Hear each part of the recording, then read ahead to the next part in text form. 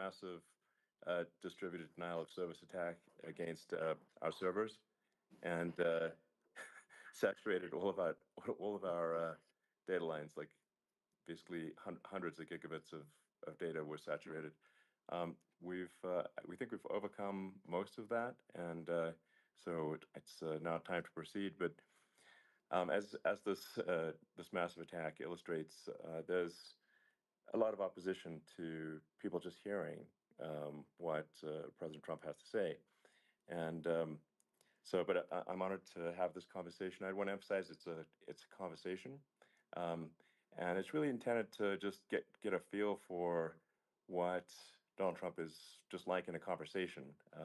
It's hard to catch a vibe about someone if you just don't hear them talk in a normal way. And when there's an adversarial interview, like no one's themselves in an adversarial interview. Um, and this is really aimed at kind of open-minded, independent voters who just trying to make up their mind. Uh, and so you can understand like what is what is it just like to have a conversation. So um, honored to Donald, great uh, to speak. We had a great conversation yesterday. As you mentioned yesterday, if we could just record that conversation and post it, it would have been excellent. And I hope we can have something like that today. Well, I think we will. I'm pretty sure we will. And congratulations, because I see you broke every record in the book with so many millions of people, and it's an honor. We view that as an honor. And then you do want silencing of certain voices. Usually, those are voices that have something to say that are constructive, oftentimes constructive. And Yeah. so we have to consider it an honor. But congratulations on breaking every record in the book tonight. That's great. Well, thank you. Um, well, I mean, maybe we could start off with, the assassination attempt, which was an incredible thing. And I have to say that, your actions after that assassination attempt were inspiring.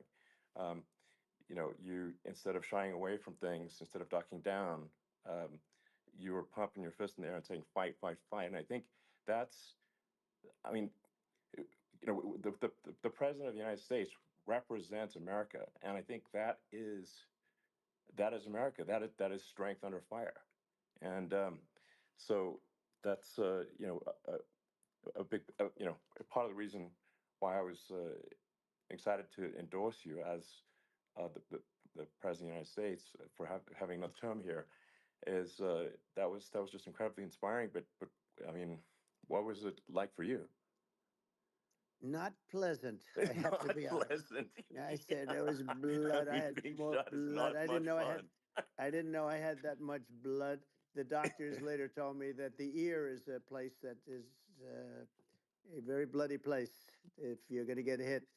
But in this case, it was probably the best alternative you could even think about because it went at the right angle, and it was a hard hit. It was very, I guess you would say surreal, but it wasn't surreal. I was telling somebody you have instances like this, or like a lot less than this, where you feel it's a surreal situation, and I never felt that way. I knew immediately that it was a bullet. I knew immediately that it was at the ear, Yeah. and because it hit very hard, but hit the ear. And I also heard people shout, "Bullets, bullets!" Get down, because I moved down pretty nicely, pretty quickly, and we had bullets flying right over my head after I went down. So I'm glad I went down. The bigger miracle was that I was looking in the exact direction of the shooter, and so it hit me at an angle that was far less destructive than any other angle. So that was the miracle. That was Yeah. for those Split people that second. don't believe in God. I think yeah, we got to all start thinking about that. You have to, I'm a believer now. I'm more of a believer, I think, and a lot of people have said that to me. A lot of great people have said that to me, actually. But it was amazing that I happened to be turned just at that perfect Yeah. angle, and all because I put down a chart on immigration that showed that the numbers were so great. I love that chart I even mean, more maybe it's now a than I sign. ever. Maybe Yeah, that's a sign, you know. it's an immigration sign. You But highlighted a serious issue, and yeah, at that moment, that's right. the bullet missed your, you know, hit your ear, but you know, missed your head. I mean, your, Well, you know, the yeah, amazing thing is that the sign. I said, bring down that sign on immigration, and it was literally about an eighth of a second where it would be good, and after that, it was going to yeah, be a disaster, no matter which way you were facing. But it just had that perfect angle, which was yeah, exactly at this shooter. Very sad situation. Such a sad situation. As you know, we lost somebody that was great, Corey, yeah, who, a firefighter, a great gentleman, a great trumper. He was just a fantastic family and a fantastic man. And a friend of mine came up, Elon, and said, "I'd like to give the family some kind of help." And I said, "All right, that's great." He said, "Do you mind?" I said, "I don't mind at all." And he wrote out a check for $1 million, gave it to the wife. And, you know, she said, "This is really nice, but I'd rather have my husband back," which is a nice thing for sure, somebody to say, to be honest. She's great. The family is great. And we raised a lot of yeah, money for them and for two other gentlemen are unbelievable people also. They were hit really badly. They thought they were not going to make it, and they did. The doctors in the Butler area, I tell you, they were incredible. They saved the two, and they were really hit tough, both of them yeah, equally. And we thought yeah, my first question was because I heard bullets flying over me. And I said, "How many people were killed?" Because we had a massive crowd there, a tremendous yeah, thousands and thousands of people, and there was no land. I mean, it was all people. So I said, "How many people have been killed?" Because I knew there were other shots being fired, sure, and they said, "We don't know yet, but some people have been badly hurt." And I have to give the Secret Service sniper, they call him, or sharpshooter, but sniper, yeah, because he didn't know there was a problem. He's an extraordinary shot, obviously, and he didn't know there was a problem, and he was yeah, able to pick it all out within 5 seconds. And he used one bullet from very far away, I guess probably about 400 yards. The shooter was 130, but yeah, he was on the opposite side of the field and the podium, and he saw the smoke and the flame from the gun, immediately recognized it, and immediately took a shot. And it was one perfect shot from very far away. And if he didn't do yeah, that, Elon, he would have. I mean, if he would have, a lot of people, a lot more people could have been sure, badly hurt and killed. So yeah, I have to absolutely, take my hat off to him because that's also a surreal. You know, he's been with them for 23 years, and yeah, he's never had anything like this. And all of a sudden, he has to act, and it's a very tough thing to sure, act and to be shooting somebody.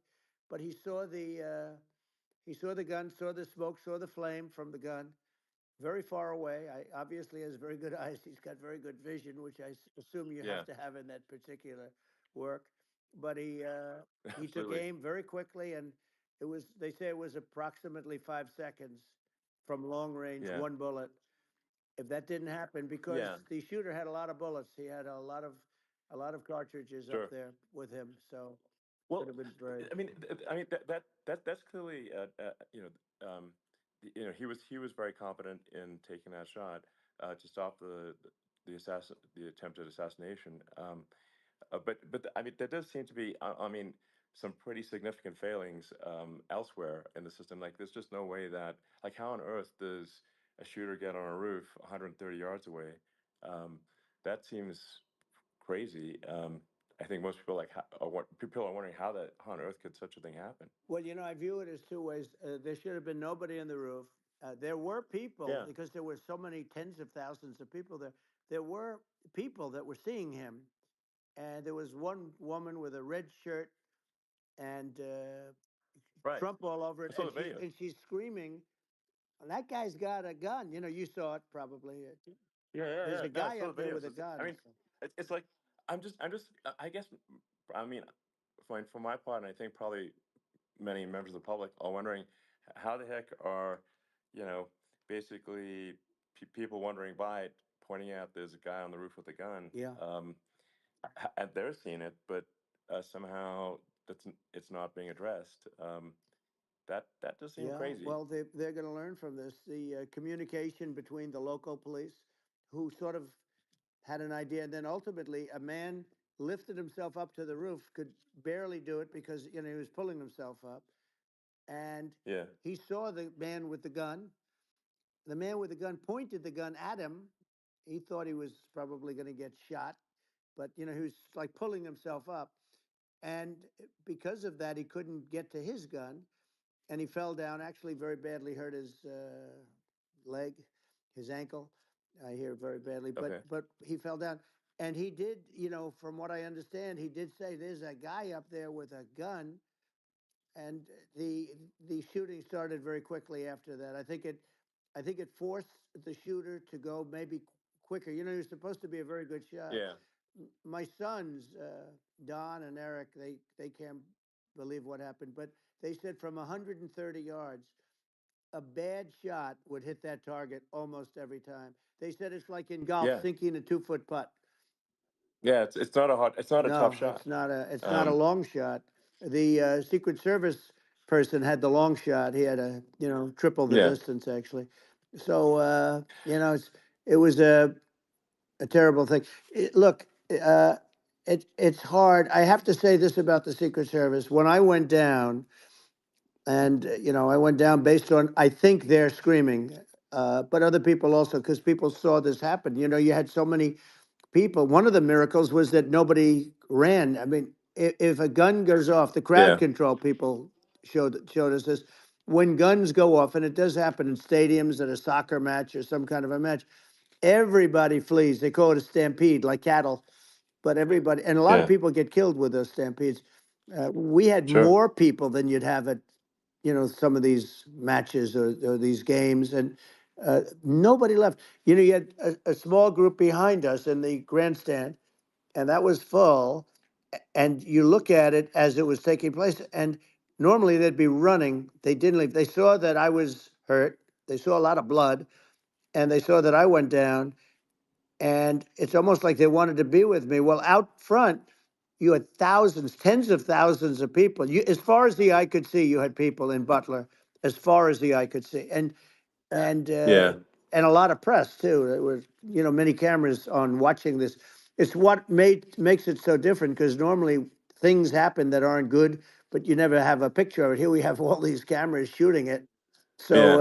sort of amazing. But one of the interesting things was that you didn't have anybody flee, you didn't have anybody stampede, Sure. nobody. And there were some people behind me. They stood up and they're looking like, I mean, I'll tell you, Yeah. you Yeah. want to have them in a foxhole with you. I want to meet some of those people, Sure. because Sure. it's so different from what you heard. But so I was down, but the Secret Service Yeah. guys, there were bullets flying right over my head. You could hear them go whizzing, Yeah. and these guys came jumping on top of me, and a young lady, Kate, uh, would jump. They moved so fast, and let me tell you, that took tremendous courage. Now there was a lack of coordination. There was, obviously everybody understands that somebody that building should have been covered, and Yeah, I mean, that was I the think big that thing. like, I mean, looking at the aerial views, that building would be like the number one spot for a sniper. I mean, it's like the if you were to pick like what is the favorite place, what if you so if the goal is to assassinate, what's your favorite spot? That building, the You're roof of that right. building would be number one. That would have been the spot. It's like you can ask for a better No, location. It's like number no, that one. would have been the spot. Um, You know what people think yeah, is when the local policeman, who, by the way, he really he did what he was supposed to do. He couldn't hold on any longer. And then when he got yeah, his head just peeking above, this guy standing there with a gun at his head. And when he fell down, again, hurt his ankle very badly, but he was making the calls. But what happened is the firing took place very soon. So what they yeah, think is that this guy ran to his site, which he had all planned out with the gun. He ran to the site and he started shooting fast, and maybe that's why he sort of missed. I mean, he uh, yeah. But he as you got said, me, but he it would have could have hit. been If I it mean, could have been a much yeah. bigger problem. But he totally would have hit if you hadn't turned your head. So like there was it was a very near It thing. was a So miracle. If I hadn't um, turned my head, yeah, I would not be talking to you right now. As much as I like you, exactly. I would not. Yeah, I would well, not be talking to you. maybe talking to me from another realm, perhaps. Yeah, that's Um, right. We'd be talking from a so different place. But it was a it was a very terrible experience. The Butler Hospital, they did such a great job. The doctors were so good. Everybody was so good. There was a mistake. If somebody knew, because people were hearing that, there was just a bad feeling that there was somebody was around. You know that story now. It's been pretty yeah, well. yeah, And yeah, if somebody could have said, because they've oftentimes said, like there'd be a lightning storm or something. Because I've done, I think over 300. I think I did a lot more than that, but we did a lot. And oftentimes they'll say, "Sir, could you wait 10 minutes, please? Sir, could you wait 20 minutes? There's a storm overhead or lightning or something, right?" And yeah, that happens yeah, often. And this would have been a perfect time for that to have happened, but it yeah. didn't it didn't get coordinated. That was the problem. Well, it was your. I think your actions in the heat of fire, and like what I found admirable there was that you can't fake bravery under such circumstances. The courage is instinctual, or it is not. It's not a rehearsed action. And so I just want to say that I think a lot of people admire your courage under fire there. And Well, yeah, so thank you very yeah, much. I appreciate it. I didn't think of it. I just wanted to get up and I wanted to stand up. I wanted to let people know, I felt I was good when they were on top of me, covering me, actually, very much covering me and very bravely. But I wanted to get up. I said, I want to get up. And they wanted, they have everything there. They wanted stretcher. I didn't like the stretcher. And I knew I was hit in the ear, but I knew I wasn't hit anywhere else. They felt I was hit someplace else yeah, because it was such a lot of blood, and they were sure that I was hit someplace else. And they were saying, "Sir, you were hit in more than the ear." I said, "Nope, I was hit in the ear. I want to get up. Let me get up." And so I got up, and the crowd didn't know what to think. I mean, this was so many people, and you could see they were confused. They didn't know what to think. And I wanted to let them know I was okay. It was very important for me to let them yeah, know that. And they went wild. You've seen the after. They didn't go wild when I yeah, got up because they didn't know, was I alive. You really couldn't tell when I stood up before the hand, before the fist in the air. Uh, they didn't know if I was alive. Nobody did. And when I put the fist up, they were just relieved and happy and thrilled, and the place went crazy. It was pretty amazing. yeah. It was a Well, terrible thing, but it it was was really nice. incredibly moving. Yeah. Well, and I mean, speaking of the sort of slide that got you to turn that saved your life, really, was the illegal immigration Right. slide. Maybe this, That's right. maybe this is worth talking about that, It since was. It was. that slide You're saved your right. life, No, basically. the illegal immigration saved my life. You're right, but I I had to know be at that's that the. exact angle. I mean, that's a great one. Saved by illegal You know immigration. the incredible 100%. thing though, when you talk about the odds, you had to be exactly at that angle. But the incredible Yeah, thing is that the chart, I used it less than 20% of the time. It was just a moment. yeah, It's always on my left, never my right, and it's always at the end of the speech. So here yeah, we have it. It's on the right, not the left. It's at the beginning, not the end. And even the people that put it up, they were unprepared, and they did a great job. They got it up immediately, fortunately. But I looked to the right, and the bullet came whizzing by, hitting my ear. So it was amazing. But when you think of the odds of that, and yeah, yeah, that normally you wouldn't use it. Normally I wouldn't have the thing, and then it would yeah. have been a very different story. It's very much. I say an act of God. It's a miracle that it happened, and I'm Sure. honored by it. I'm honored by it. Well, what were you about to say about illegal immigration before you were rudely interrupted with a Well, I was bullet? going to say how good the numbers were. By the way, we're going back to Butler, and we're going to go Great. back in October. We're all set up, and the people are fantastic in Butler. It's a great area. Great, these are incredible people. like the three that, in the case of Corey, killed, and the other two, the families are. I got to know them a little bit, and the families are great. But we're going back to Butler, and I think I'll probably start by saying, as I was saying, As you were prior to saying, being exactly. so So, horribly interrupted. yeah, But yeah. So rudely interrupted by an yeah, assassination so I was. attempt. But no, but the chart, Some people have no manners. Elon, the chart was just a chart that in my last week we had the best illegal immigration numbers, meaning stopping. It was at the lowest. You've seen the chart. It's become quite a famous Yeah, chart, yeah, but that was the lowest yeah. point ever recorded. It was a really, I mean, I was very proud of those numbers. And then you see what happened with these people, Kamala and Joe. You see what happened. They just let it go. I had remain in Mexico policies. I had all these different policies that was so good. Uh, Guys like Tom Holman and Brandon Judd from Border Patrol. All these are all people that they've been on television. They says the best numbers we've ever had. We had so many different checks, catch and release in Mexico, not the United. We had catch and release in the United States. We had it in Mexico. We had so many things. We had things where if people, many people come in there, they have contagious diseases. We had everything passed. If you have a contagious disease, I'm sorry, but we cannot allow you into the country. So we were setting Yeah, literally records, and I all I was doing is showing that, and I use it sometimes, sure. and in this case, I'm glad I used it. I can tell you that, but they were fantastic numbers. But I'm going to sleep with that chart always.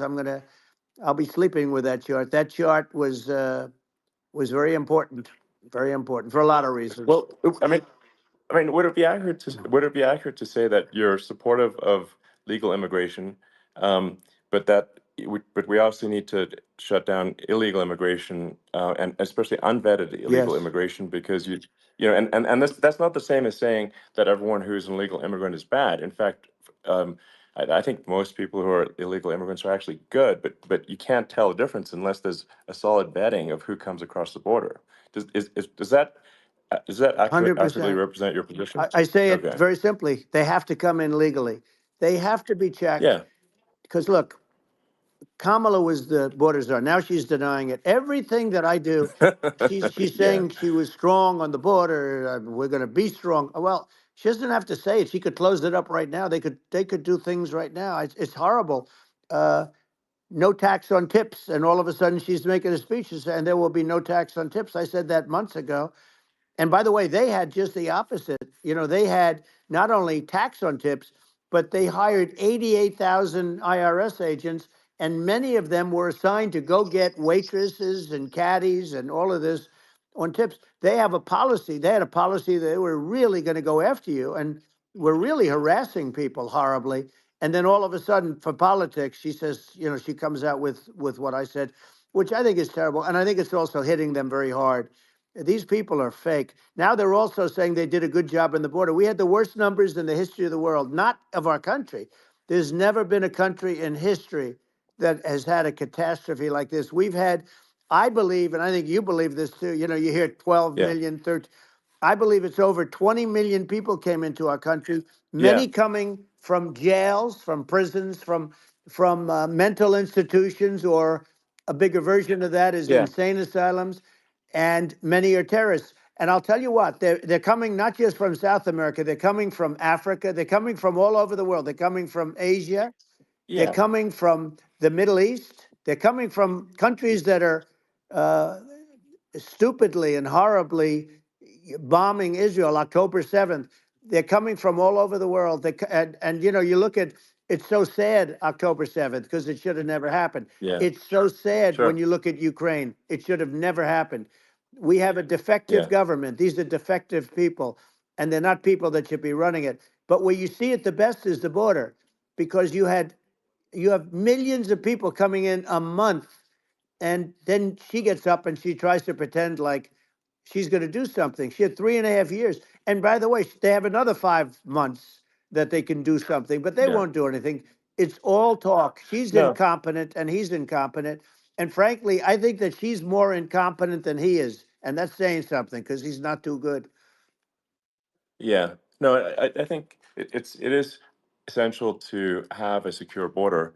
I mean, you're really not a country unless you have a Correct. secure border, and And uh, secure elections you too. know, yeah, absolutely secure elections, and so it's just essential to have a real border, or we can't function as a country, and our service, our central services are being overwhelmed in a lot of cities, um, and as we were talking about earlier, I think having a legal immigration process that is smooth and efficient and done well, and speaking as someone who is a legal immigrant, and I think I mean, like one way to think of it is, who do you want on your team?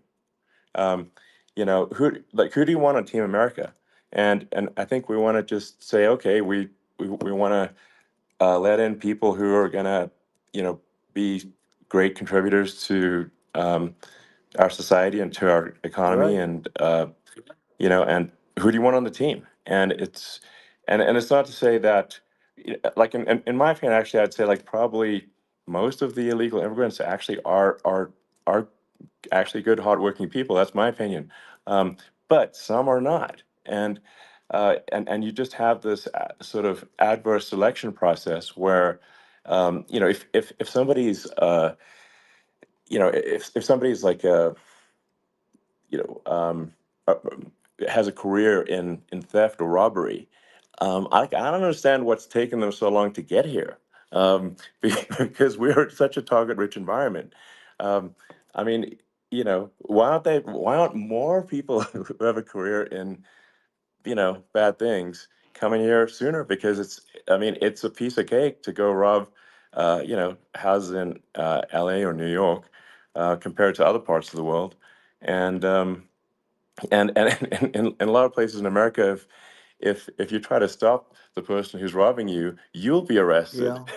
Yeah. So it's insane. It's right. I mean, what's happening with crime, and our police are so good, but they're not allowed to do their job. But I have to tell you, Elon, I They're hate not. to say it because it's such a downer to say it. I hate to say it. I hate it, but f- you have a lot of people that just shouldn't be. I think it's a much bigger number than you think. They're I allowing, think you're again, right. they're Yeah. allowing people from their jails. And if you were running one of these countries where they're coming from, you would have had all of them. As an example, Venezuela, their crime is down 72%. They're taking their drug dealers, they're taking, frankly, their prisoners, they're emptying out their prisons. They're taking their criminals, their murderers, their rapists, and they're Yeah. delivering them into But the. that's what Castro did Yeah, that. well, he did on a He much smaller scale. yeah. It was a much smaller Yeah. scale. But this is a massive scale because this is being done worldwide. But here's what's happening: crime all over the world is down. And wait till you see the numbers that we have. This is migrant crime. This is crime that's going to be. Yeah. And I saw it today in New York, where somebody was knifed with raped the girlfriend of a man that stood there watching in New York in one of the shelters, and started Sure. pulling out the knives, and bad things happen today. But this is happening every day. These are rough people. These are people that are in jail for Yeah. murder and all sorts of things, and they're releasing them into our country, and they're telling them, if you come back, we're going to kill you. We're going to give you the death penalty or kill you. So they don't want to come back. But these are rough people. Yeah. These are criminals that make our criminals look like nice people, and it's horrible what they're doing. And she's in charge of it because now she's trying to say she Sure. had nothing to do with it, and she's such a liar because she was called the border czar the first day, and it was on the headlines of every newspaper. She's the border czar, and she never even went there. She went to one location which had nothing to do with where the problem is.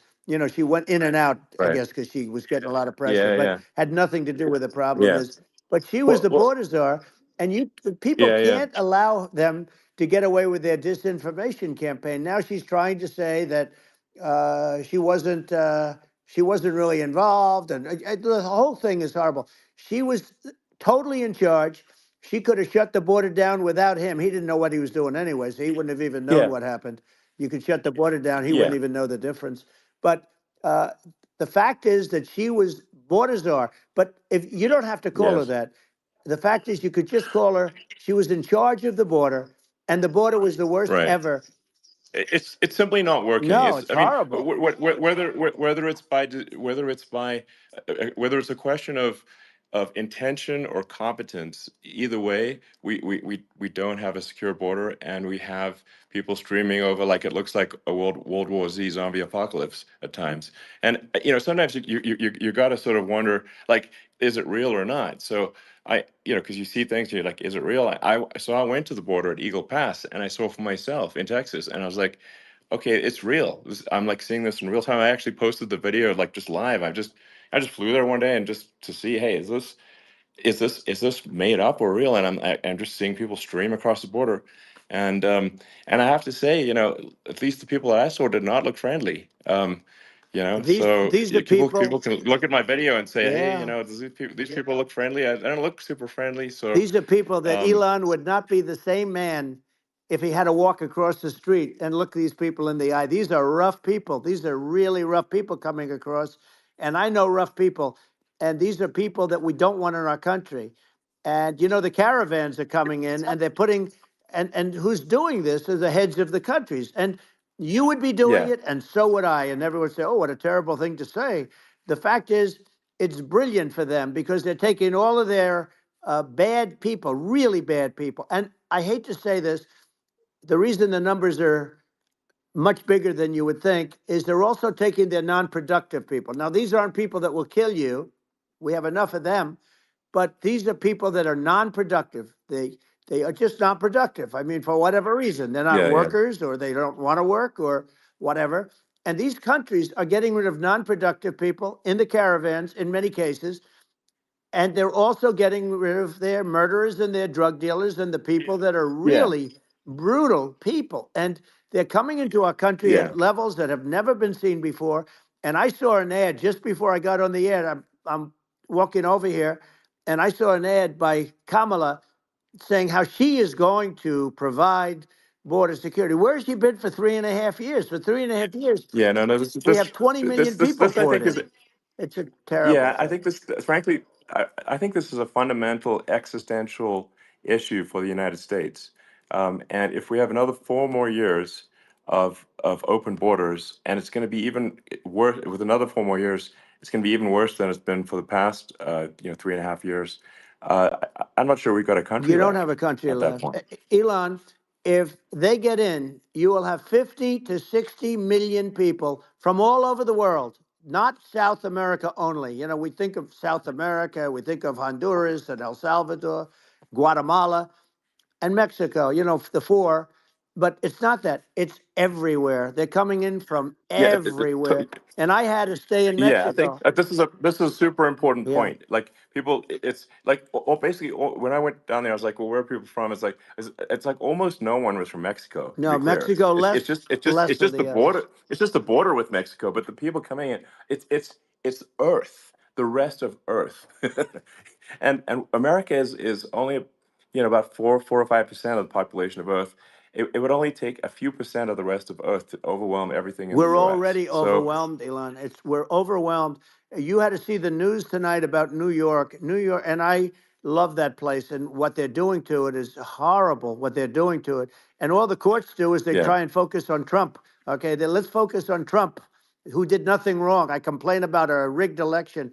Elon, what's happened is unbelievable. You have from Africa, from the Congo, they're coming from the Congo, and 22 people came in from the Congo recently, and they're murderers, and they're dropped.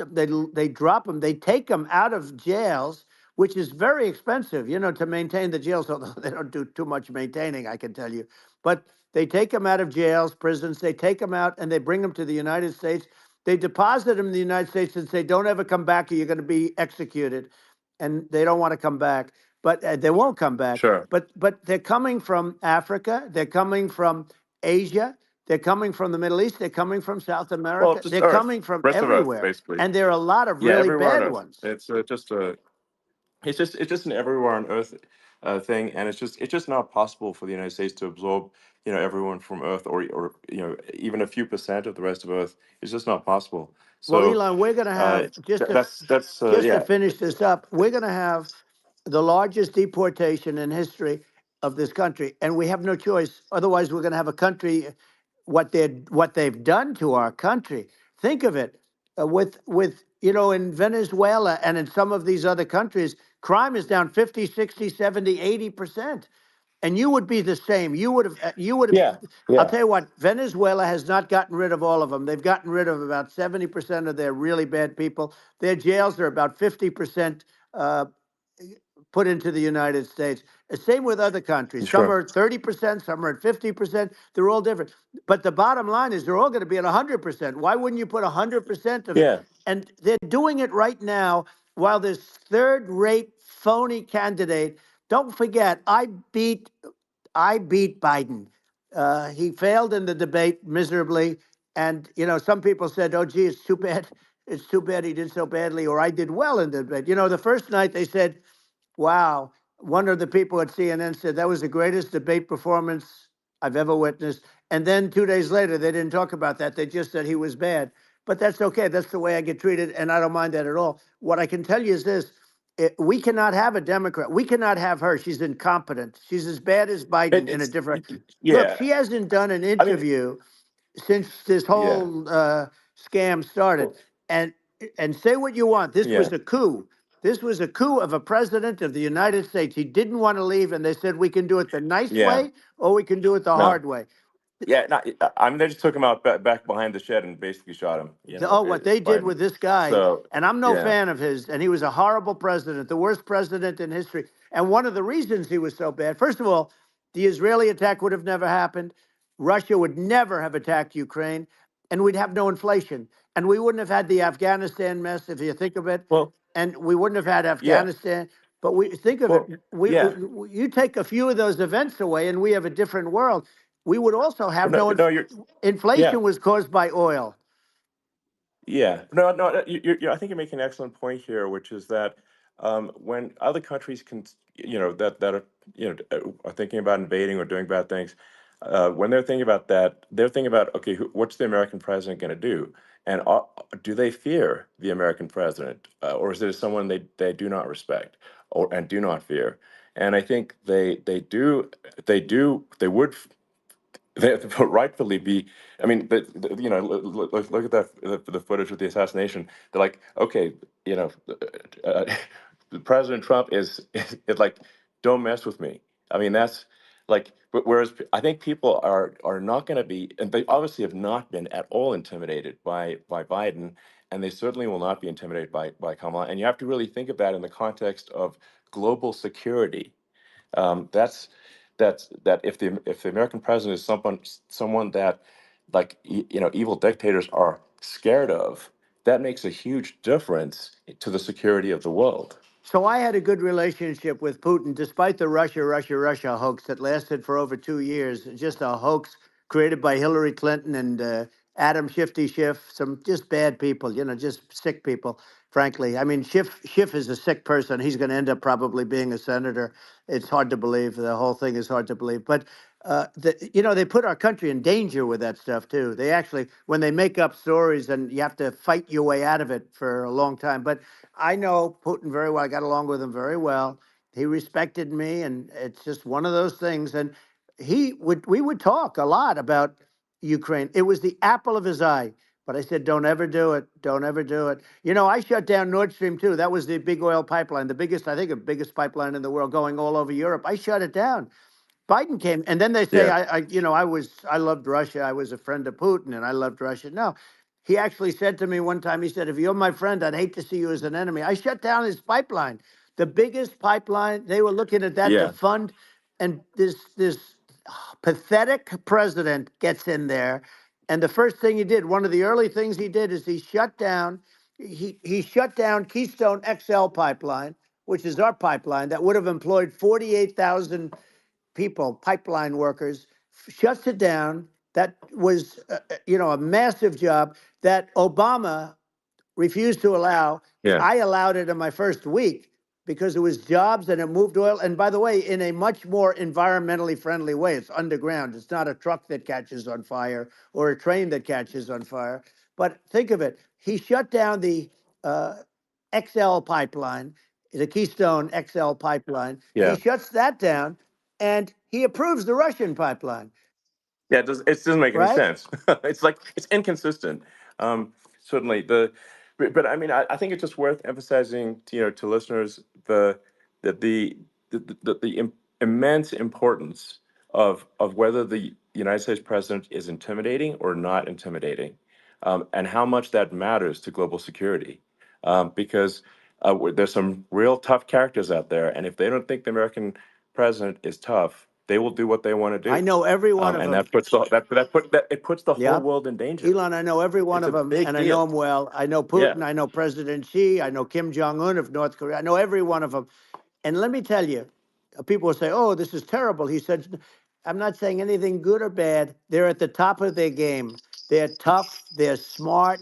They're vicious, and they're going to protect their country. Whether they love their country, they probably do. It's just a different form of love, but they're going to protect their country. But these yeah, are tough people at the top of their game. And when they see a Kamala or when they see Biden, Sleepy Joe, they can't even yeah, believe it. They can't believe this happened. All the stuff that you're seeing now, all the horror that you look at Israel, they're all waiting for an attack from Iran. Iran would not be attacking, believe me. You know, when I was there, and I say it with respect because I think we would have been good with Iran. I don't want to do anything bad to Iran, but they knew not to mess around. Iran was broke because I told China, if you buy from Iran oil, it's all about the oil. That's where the money is. But if you buy oil from Iran, you're not going to do any business with the United States. And I meant it. And they said, we'll yeah, pass. yeah. They didn't buy oil. Other countries, likewise, Sure. you want to buy, you're not doing business with the United States. And they were at a point where they had no money for Hamas, they had no money for Hezbollah, they had no money for any of these instruments of terror. And it was amazing. In fact, there were articles when I was leaving, which is hard to believe, actually, especially when you look at what's happened to our country. Our country is so bad right now. It's such a different place. We were respected. Think of it. 4 years ago, we were so respected to a point where when I said don't buy oil, they didn't buy oil, but they had no Yeah, money yeah, and Israel would have never been attacked. It is zero chance. And again, I said to Vladimir Putin, I said, don't do it. You can't do it, Vladimir. You do it, it's going to be a bad day. You cannot do it. And I told him things that what I do. And he said, no way. And I said, way.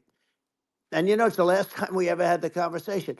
He would never have done. I got along well with him. I hope to get along well with him again. You know, getting along well with them is a good thing, not a bad thing. I got along well with Kim yeah, Jong Un. When I met with President Obama just before entering, you know, it's a sort of a ritual. And I sat down with him and we talked. It was supposed to be for a very short period of time. It turned out to be a long period of time. I said, "What's the biggest problem?" He said, "North Korea." I had that problem worked out very quickly. It was nasty at the beginning with Rocket Man and you know all the different things, yeah. but all of a sudden I Those got a some those call. those some Oh, those were some epic tweets, by the way. yeah, they Those were were no, like they were epic. absolutely. Everything he said that he has a red button on his desk. I said, I have a red button on my desk too, but my red button is much bigger, and my red button works. And then I called him Little Yeah, Rocket Man of Little Rocket Man. Anyway, here's the bottom line. All of a sudden I got a call from him and they said they want to meet. They want to meet me. And we met, yeah, as you remember, we met in Singapore. We met also in Vietnam. And I got along with them great. We were yeah. in no danger. But Yeah. President Obama, It's President because Obama thought they we were going to respond. end up in Yeah, a nuclear war with him. And let me tell you, he's yeah. got a It's not lot of true. nuclear Yeah, stuff too. He's exactly. got plenty of nuclear. It's He can do plenty of damage. it's So, yes. I mean, it's because I mean, people like Kim Jong Un. They respond to yeah. strength, not weakness. Well, And if you he and I project had a good strength, relationship. you're good. Remember, I Yeah, remember I met him and we walked onto his land. Nobody ever walked onto his land before. I walked onto. I wouldn't yeah, say. yeah. Let's That bring was up cool. Secret Service again. I wouldn't say they were thrilled when I did that. I walked onto his land, and it was an amazing period. But we were not in danger with him because of me. You know, I always Yeah, say that we have enemies on the outside and we have enemies on the inside. We have some really bad people in our government and people that are and controlling of the people. I mean, I'd mention names, but I really don't want to give them the credit. But we have some really bad, and I say they're more dangerous than Russia and China. If you have a smart president, a president that gets it, we are not in danger from those countries because they need us and they need our help.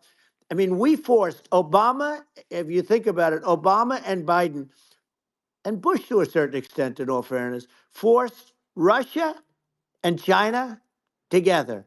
And if you're a history student, the first thing you learn is you cannot let Russia and China align. But then they also got, if you take a look, Iran, and they have North Korea. That's, they call it the axis of evil. In the old days, you had the axis of evil. Here we have a modern day axis of evil. These are powerful countries, very heavy nuclear, which is the biggest threat. Yeah. The biggest threat is not global warming, where the ocean's going to rise one eighth of an inch over the next 400 years. And you'll have more oceanfront property, right? The biggest threat is not that. The biggest threat is nuclear warming, because we have 5 countries Well, now that yeah. have significant nuclear power, and we have to not allow anything to happen with stupid people like Biden. Biden did something with Russia.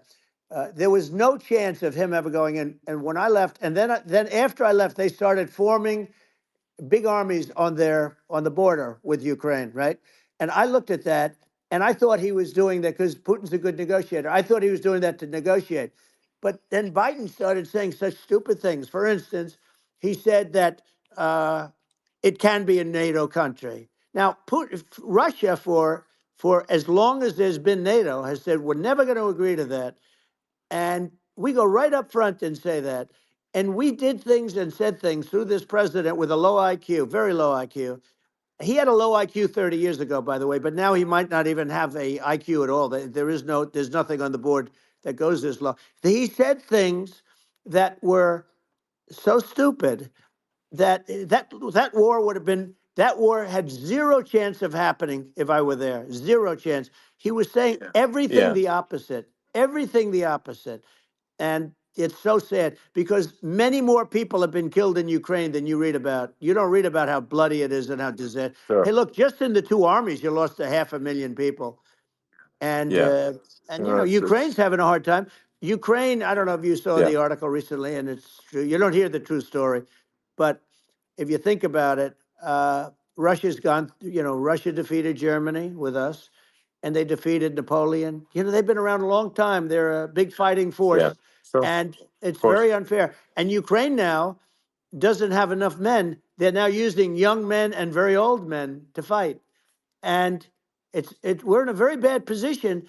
And I'm not going to blame exclusively, but I can tell you I could have stopped that, and a smart president could have stopped that. It wouldn't have happened.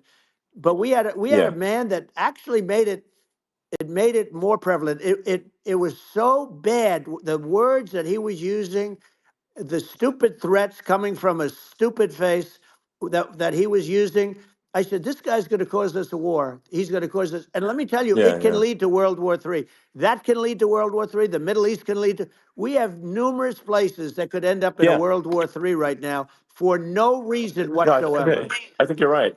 I think people underrate the risk of World War III, and it's just when you're looking at the risk of global thermonuclear warfare, it's game over for humanity, and that's it's something that people have, I think, after the end of the Cold War, people have become complacent about, but they actually have forgotten that there are currently a lot of nuclear missiles that have targeting parameters for the United States from other 100%. countries. And one of the things And we're going to do is it's we're going to yeah, build an Iron Dome over us. Israel has it. We're going to have the best Iron Dome in the world. We need it, and we're going to make it all in the United States. But we're going to have protection, because it just takes one maniac to start something. We're going to have protection, and we're going to have. Why shouldn't we have an Iron Dome? Israel has one. Some other places yeah, have one that nobody even knows about, frankly. But Israel has it. We're going to have an Iron Dome. But with all of that being said, to me that's so important, the most important.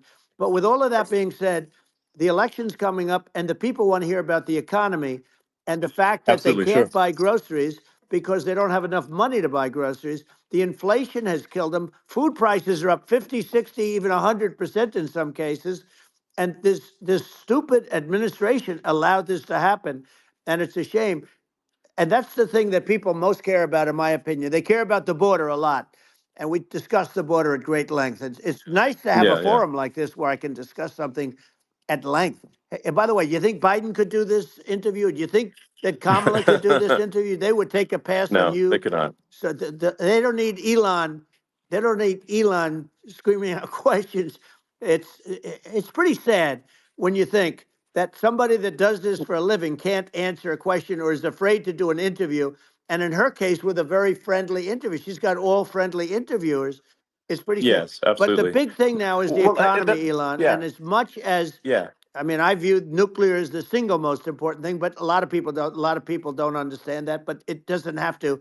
If I understand it, that's all you need. Because if I was president, you're not going to have that kind of a problem. But the thing that they really is making them angry is what Kamala and Biden have allowed to happen to the economy. It's a disaster with inflation. The inflation, it yeah, doesn't matter what you make. The inflation is eating you alive. If you're a worker or if you're just a middle income person, you can't afford. 4 years ago, 5 years ago, people were saving a lot of money. Today, they're using yeah. all their money and borrowing money just to live. It's a horrible thing Right. that's happening, and we'll end that Well, I think quickly. a lot of yeah, a lot of people just don't understand where inflation comes from. Inflation comes from government overspending because the checks never bounce when it's written by the government. So if the government spends far more than it brings in, that increases the money supply, and if the money supply increases faster than the rate of goods and services, That's right. that's inflation. Um, so really, we need to have we need to reduce our government spending, and we need to re-examine. I think we need like a government efficiency commission to say like, hey, where are we spending money that's sensible? Where is it not Right. sensible? And we need to live within our means. We're currently adding, I think, $1 trillion to the deficit every roughly Right. every 100 days. That's right. And the interest payments on the national debt have now exceed the defense budget. It's on the order of $1 trillion, It's interest. and it keeps Yeah, I growing. rebuilt our military, largely rebuilt our military, did a great job on it, which was so important. We had jets, we had fighters that were, and bombers that were 70 years old. And we did a great job in that. Then by the way, then we gave 85 billion of it back to Afghanistan, if you can believe it. We gave them 85 billion. They're one of the largest sellers Yeah, of military equipment in the world. They're selling what we gave them. That was one of the most embarrassing days in the history of our country. But if you think about, let's go back to the economy. We have to bring energy yeah, prices down. Energy started at the price of gasoline. Now your cars don't require too much gasoline, so you have a good, and you do make a great product. I have to say, I have to be honest with you. thank That you. doesn't mean everybody should have an electric car, but these are minor details. But your product is incredible. But the Thank you. gasoline, Elon, is the cost of energy. Not only gasoline, it's the cost of heating your house and cooling your house. That has Sure. to come down. It's gone up 100%, 150, and 200%, and that has to come down. When that comes down, and we're going to Yeah, drill, baby, drill. They stopped drilling, and then they went back to drilling because they went back to the Trump policy. But if they won the day after they get into office, this country will go out of business because they're going to go to an energy policy that's not sustainable. Wind and different things. You're not going to have anything. yeah, And I know you're a big fan of the AI, and I have to say yeah, that AI, and this is shocking to me, but AI requires twice the energy that the country already produces for everything. So you're going to have to build. We're going to have to build a lot of energy if our country will be competitive with China, because that's our primary competitor for this on the AI. You're going sure. to need a lot of Well, I mean, electricity. You're going to need tremendous yeah, electricity, like almost double what we produce now for the whole country, if you can believe it. sure. Well, just going, back to this, like this basic thing, which that people try to make it sound complicated, but it's not. But inflation is caused by government Right. overspending. Would you agree that we need to take a look at government Yes. spending and have perhaps a government efficiency commission that just tries to make the spending sensible and so the country lives within its means, just like a The person does. waste is incredible, and nobody It negotiates is. prices. You used to have a lot of people making jets, and you end up with two companies, and they'll probably try and merge at some point. I mean, I went through it like Air Force, just a thing like Air Force One. One of the first documents they asked me to sign, a general said, "Sir, would you please sign this document?" And what is it? Air Force One. That's with Boeing. which is basically two planes, two 747s, and the price was Yeah. $5.7 billion for two planes. Now they're Wow. highly sophisticated. That's They're insane. even nicer than your plane, okay? But much more sophisticated. They're very. I won't say what's on it, but they got a lot of stuff on it. Anyway, but it's Sure. 5.7. I That's a crazy It's a number. crazy number, but I said, I'm not going to pay 5.7. I'm not going to do it. I said, who made the deal? Obama and his people. I said, well, then I know the deal's no good. I'm not going to do it. And over a course of about 4 weeks, by my saying I'm not going to do it, I got the price reduced by $1.6 billion for the exact same plane, other than we had a nicer paint job, if you want to know the truth. But for the exact same plane, I saved one. And I said to Boeing, man, you guys must make a lot of money if you can reduce the price by that. But now what I do hear is that they're going back to the Biden administration and wanting big cost overruns, because they see these dopey suckers in there, and they'll end up getting some of the money back. But I shaved it by $1.6 billion for the exact same plane, and you can now take that and multiply that out times thousands of other Exactly. items, and Multiply it by yeah, a the zillion, numbers are and yeah, yeah. astronomical. I agree with you.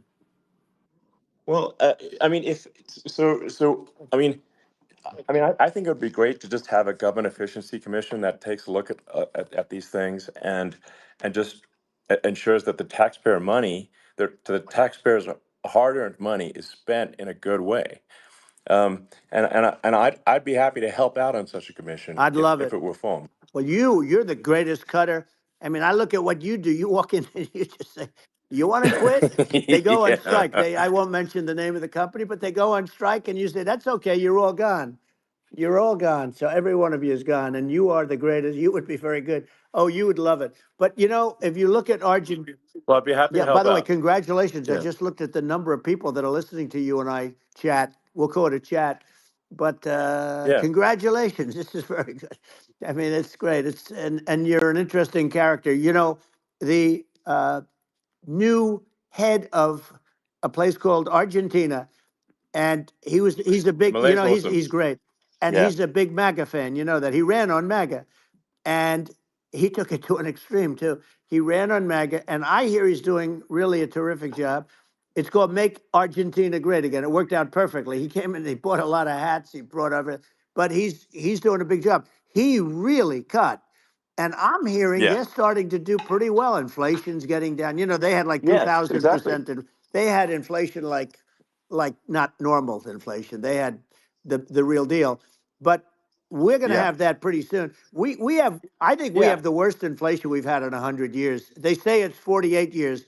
I don't believe it. I think we have the worst. They Yeah. don't include a lot of the items that should be included. You know. Yeah. Well, it's just from government overspending and not spending taxpayer money Yeah, effectively, and having just like so many departments, you can't even name them all. And what Malay is doing is he's cutting government spending. He's simplifying things. He's having putting in regulations that make sense, and I and we're Argentina overnight is experiencing a giant improvement that's in right. prosperity. But it's also a lesson for the United States, which is that um, Argentina used to be one of the most prosperous countries in the world. Um, That's right. in the like in the 30s, 40s, and because of bad government policy, it ruined the country. And if you take Venezuela, for example, Venezuela should be incredibly prosperous. They have phenomenal reserves of everything, oil, everything, and it should be prosperous. But if the government's wrong, it impoverishes the people. And so I think we should not be complacent in the United States and thinking that and taking our prosperity for granted, because if with bad government policy, we can run the country into the ground. And that's just something people should bear in mind. Don't take prosperity for granted. Well, think of education. So we're ranked at the bottom of every list of the top 40. We're ranked number 40, number 38. Uh, Norway, Switzerland, Sweden, different countries are ranked good. Actually, China's pretty close to the top. They're a top 6 or 7, but we're ranked at the bottom, almost at the bottom, 38, 39, 40.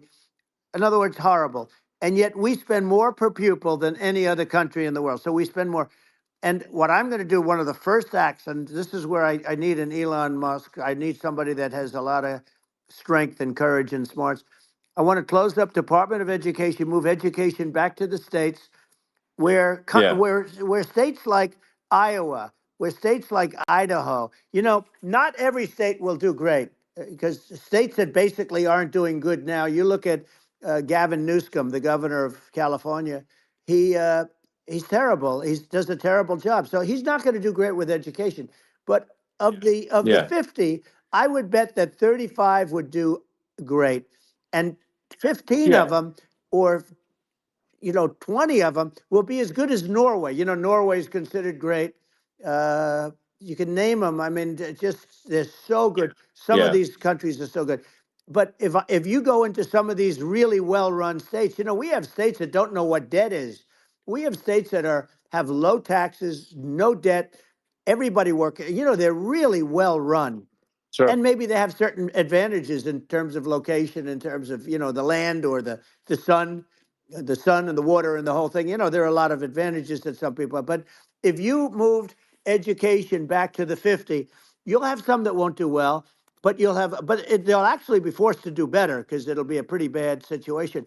Yeah. But if you think Well, about it, yeah. you'll have some Yeah. of Yeah. these states. I'll bet you'd have 30, 35 states.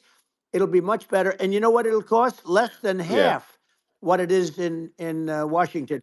And Yeah. these people don't care Well, about the yeah. students in these, faraway states. And it'd Well, be unbelievable. yeah. I think you're making a good point in that if the states if if each state has to compete against other states, then people will That's naturally right. move to states where it's better. Well, like Um, California, as we said, it's a badly run state. I could go through it. I got so many friends that are in those states, even if they're Democrats. I hate to mention certain states, but Illinois is badly run with Pritzker. He's a real loser. But yeah. but some of these places are just badly run. But it's almost going to force them to run better, and they won't do a good at initially. But you're not going to do worse than you're doing right now. And I would say that Yeah. the cost, you would cut your cost by 50 or 60%. And you'd have a little Yeah. Yeah. monitor. You want to make sure they're teaching English as an example. Give us a Yeah. little English, right? Sure, yeah. Right? No, but I mean, to what some of these governors are doing so badly. I mean, they got so many people moving out of their state. They should get U-Haul Salesman of the Year award because they're driving so much U-Haul It's sales. actually It's just amazing. people moving out. Isn't it amazing to you as a businessman that they can even survive? Like Illinois, so many people are leaving, and you wonder, how do they survive? I mean, how do they survive? Uh, I saw where you left California and you moved to Texas. Texas does a great job.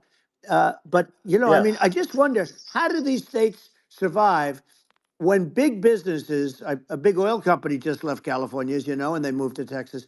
How do these big states survive when they lose so many businesses and their taxes are already really high? The taxes are among the highest yeah. taxes. You almost wonder, how do they continue on? And in many cases, the governors don't do a good job, and they're crime-ridden places. You wonder, how do they continue to just go on? It's Well, not a good I think there's. situation. I mean, I think the only thing that's going to force some of these states to change is if they risk bankruptcy and they're not getting bailed out by the federal Right, government. right. Well, you're That's gonna that's you're the gonna only thing have that's going to that. get them to change. You remember the Yeah, area in California where they had that, where I guess somebody had sticky fingers and they stole a lot of money, and they went into a form of chapter, and it was very yeah, nasty for yeah. a period of time. But now it's probably the most popular place in all of California. So at some point, something like that may have to happen. But the problem is, you can't penalize people that loan money to the state when you have incompetent people like a Pritzker. Look, the family didn't want him in the family business, and then he ends up being governor of Illinois. So what is he going to be? Is he going to be a great governor? And you have people. I could name every one of them. I got to know every one of Yep. these, and some are very good, and some are just horrible. Well, I think that I mean the larger point here, too, as you're saying, like a lot of people are concerned about the economy, a lot of people are concerned about inflation, and inflation is effectively a tax on people that save money, Yeah. and for people that are working day to day, it's just a form of taxation. And if we can solve the government spending problem, we'll solve the inflation problem, which means people will have a better standard of living, and Yeah. that's a really big Well, the deal. people that got hurt Um, worst are the people that did it the way they were taught to do it all through, their younger life and their young life and their whole life. The people that saved money and then they got no interest on their money and inflation destroyed them. And frankly, they were almost better off if they didn't do anything like that. I mean, those people have been absolutely decimated, and we're going to bring those people back and help those people. We've got to get the prices down. When I look at bacon costing 4 or 5 times more than it did a few years ago, sure. when you look at some of the food products in grocery stores, people go, they can't believe it. They used to be able to buy a whole cart, and today, a lot of people just don't have the money. They go in and they can't buy anything. They look at Yeah, it's it's. sticker I shock. think They it. call it Yeah, sticker shock, right? I think it really just comes, like I said, I think it just comes down to really, I guess, two things, which is that if you solve government overspending, you solve inflation, which improves living Right. standards of the average person, and then if you deregulate, like have sensible regulations, so because a lot of the regulations are nonsensical and cause the cost to be extreme for no reason, but unless you've got effective deregulation. Like Reagan did a great job on deregulation in the 80s, but it's been 40 years since we had That's right. anyone really. I mean, during your administration, we made some progress, but I think there's an opportunity to make, I think, radical progress with sensible regulation. Yeah. And Well, if it was Elon, we those two things, yeah, those are the big yeah, deals. we set a record. We did more deregulation and more restrictions on all of the different businesses than any other president. Remember I had the rule for everyone we put in, you have to get rid of 10 or 12. And we did Yes. radical cuts on all of that, and a lot of that's being put back by this administration. And we did radical cuts on things that weren't necessary. But we were all set. We had the best economy ever, maybe in the world. And then what happened is COVID came in, and we had to focus on that, and nobody knew what it was. And I always say I got good marks on economy, good marks on military. We knocked out ISIS. We did so many different things. We rebuilt. But, I never got the credit that we really deserved on what we did with COVID. We never got the credit. But if had that not happened, a gift from China, from Wuhan, came in from Wuhan, the Wuhan labs, and I always said it, and it turned out to be right. But Yeah. had that not happened, we were set to start reducing debt. We were going to reduce taxes further. I gave the largest tax cuts, and we were going to reduce taxes still further for middle income people, not only businesses. But we did it for Sure. businesses because they're the ones that's why we had the great job numbers. But we were set to really start reducing debt. And, we're sitting on the biggest pile of liquid gold anywhere in the world, bigger than Saudi Arabia, bigger than Russia. And we were going to drill, and we were going to make so much money. We were going to supply Europe with oil. I had stopped the Russian pipeline, and we were going to supply them with oil and gas. We were going to make a fortune. And then the COVID came in, and we really had to divert. Then what happened is when they came in, we kept a lot of businesses alive. If I didn't do what we did, we would have had a 1929 type depression. But the problem is when Biden came in, he got trillions of dollars and just started spending it stupidly. You didn't need it anymore. We got over that bad period where everybody was dying and feeling, it was just not a good period. Interestingly, during his administration, many more people died during his administration of COVID than during my administration, and we really got the brunt of it. But people don't realize more people died during his administration than ours. But it diverted us from doing what I wanted to do. But we had the greatest for almost 3 years. We had the Yeah. great, and you know that probably better than anybody. So many of your friends said to me, the best years we've ever had in business were during the Trump years, and also said that African American, Hispanic American were so incredible. They were having the best Asian American women, men, young people without a diploma, young people that graduated from the best colleges, from MIT, from the Wharton School, from all of the great colleges, Harvard. They were doing better, and people without a diploma were doing better. and everybody was happy. And then COVID came, and Sure. we had the problem is they spent trillions and trillions of dollars. They wasted. They shouldn't have taken any money, and we wouldn't be having inflation right now, which is killing our country. Yeah, yeah. Yeah, absolutely. I mean, I should probably say something about like, maybe my views on, climate change Yeah, and oil and gas, because I think it's probably different from what most people would assume. Because my views are actually pretty, I think, moderate in this regard, which is that I don't think we should vilify the oil and gas industry and the people that have worked very hard in those industries to provide the necessary energy to support the economy. And if we were to stop using oil and gas right now, we would all be starving, and the economy would collapse.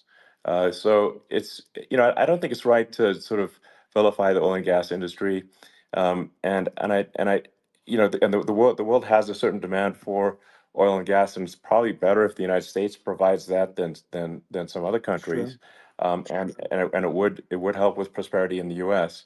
And at the same time, obviously, my view is like we do over time want to move to a sustainable energy economy, because eventually you do run out of. I mean, you run out of oil and gas. It's not there for. It's not infinite. Um, and there is some risk. I think the risk is not as high as a lot of people say it is with respect to global warming. But I think if you just keep increasing the From the parts per million Library in of the atmosphere Congress in long enough, eventually it actually simply gets uncomfortable to breathe. People don't realize this. If you go past 1,000 parts per million of CO2, you start getting headaches and nausea. And so we're now in the sort of 400 range. We're adding, I think, about roughly 2 parts per million per year. So I mean, it still gives us. So what it means is like we still have quite a bit of time, but so there's not like we don't need to rush, and we don't need to like stop farmers from farming, or you know uh, prevent people from having steaks, or right, basic stuff right. like that. Like you can leave the farmers alone, I agree. in How my opinion. crazy is that? Where I mean, you have farmers that are not allowed to farm anymore and have to get rid of their cattle, and the whole world is yeah, a that's little silly. crazy. But it's largely taken its lead from us. I just say though, I've heard in terms of the fossil fuel, because even to create your electric car and create the electricity needed for the electric car. Fossil fuel is what really creates that at the generating plants. And, so you sort of can't get away from it at this moment. I mean, someday you might be able to, but I do hear we have anywhere from 100 to 500 years left. Much of it hasn't even been found yet. Yeah, But there are tremendous, like Anwar. I got Anwar in Alaska approved. Ronald Reagan couldn't do it. Nobody could do it. Everybody tried. Nobody could do it. I got it approved. The first thing that Biden did was unimprove to get rid of it. He ended yeah, it. His secretary went in and she ended it. And what a disgrace. That's Anwar. That's bigger, or they think it could be bigger than Saudi Arabia in Alaska. Could be bigger than Saudi Arabia. But they went in and they terminated it. And I'll get it going very quickly, because not only is it big for Alaska, I mean, you talk about economic development, that for the United States, I mean, that is, they say bigger than Saudi Arabia or the same size, and pure, yeah. really good stuff. And, they end it. So I think we have, perhaps hundreds of years left. Nobody really knows. But during that Yeah. during that I mean, time, my something will estimate. come around that will be Yeah, very good. yeah. Yeah. Well, I mean, and my estimate would be, a little more aggressive than that, but it's not the sort of like we're all going to die in 5 years stuff. That's obviously BS. Um, but I mean, my view is like if you just look at sort of the parts per million that increments every year, you get sort of 2 or 3 parts per million every year of CO2. Uh, I mean, I think some of that it's problematic if it accelerates, if you start going from two or Right. three to say 5, and then there may be some situations where you get just a step change increase in the CO2. Hmm. Um, and and I think we don't want to get too close to 1,000 ppm, because like that's actually makes it uncomfortable to breathe. Like just existing in 1,000 ppm CO2 is uncomfortable. That's like that's considered like an industrial hazard. Right. Just so so it's that's actually, you start getting headaches and stuff. So it's even without global warming, it's not comfortable to live in. So you don't want to get too close to that. But I mean, I think we've got. I think we want to just move over, and like, and if I don't know, 50 to 100 years from now, we're I don't know, mostly sustainable. I think that'll probably be okay.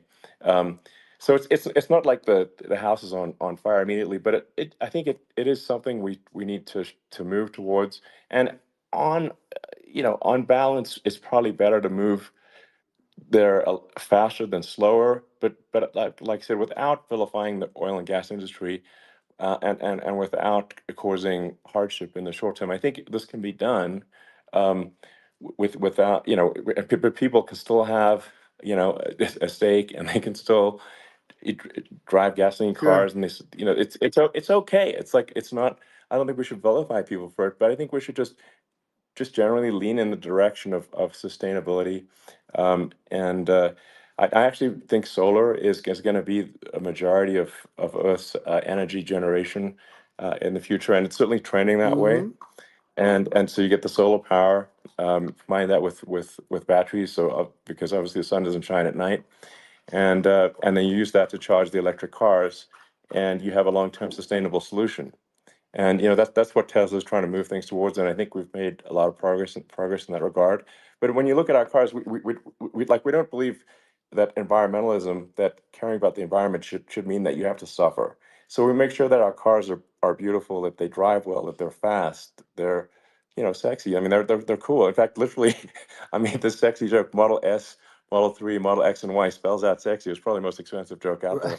Um, but I don't know, I like cheesy humor, so, um, and but I'm a big fan of, like, let's have an inspiring future, and Yeah. let's work towards, a better future, and we can do so without demonizing Right. people. I'm okay. You know, It's very interesting. You use the word global warming, and today they use the word climate change because you have some places that go up, and so they were getting themselves in a little trouble with the word global warming because not every place is warming. Some places are going the opposite direction. But I'm sort of waiting for you to come up with solar panels on the roofs of your cars and on the trunks of the cars, and it just seems like something that at some point you will come up with. I'm sure you'll be the first, but it would seem that a solar panel on the roofs, on flat surfaces, on certain surfaces might be good, yeah, at least in certain areas of the country where you have the world sure, where you have the sun. But I would think, and I have no idea because that's not my world, but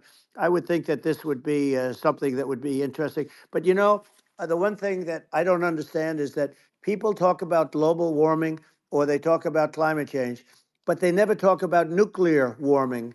And to me, sure, that's an immediate problem because you have, as I said, 5 countries where you have major nuclear, and probably some others are getting there, and that's very dangerous. That's where you need a strong American president because you don't want to have this proliferation. But you have 5 countries and getting more. China is much less than us right now, but they're going to catch us sooner than people think. They're way lower. Russia and us are number one, and I mean, we're sort of tied. And China is far behind, but they're developing at a level that you're not surprised to hear very fast.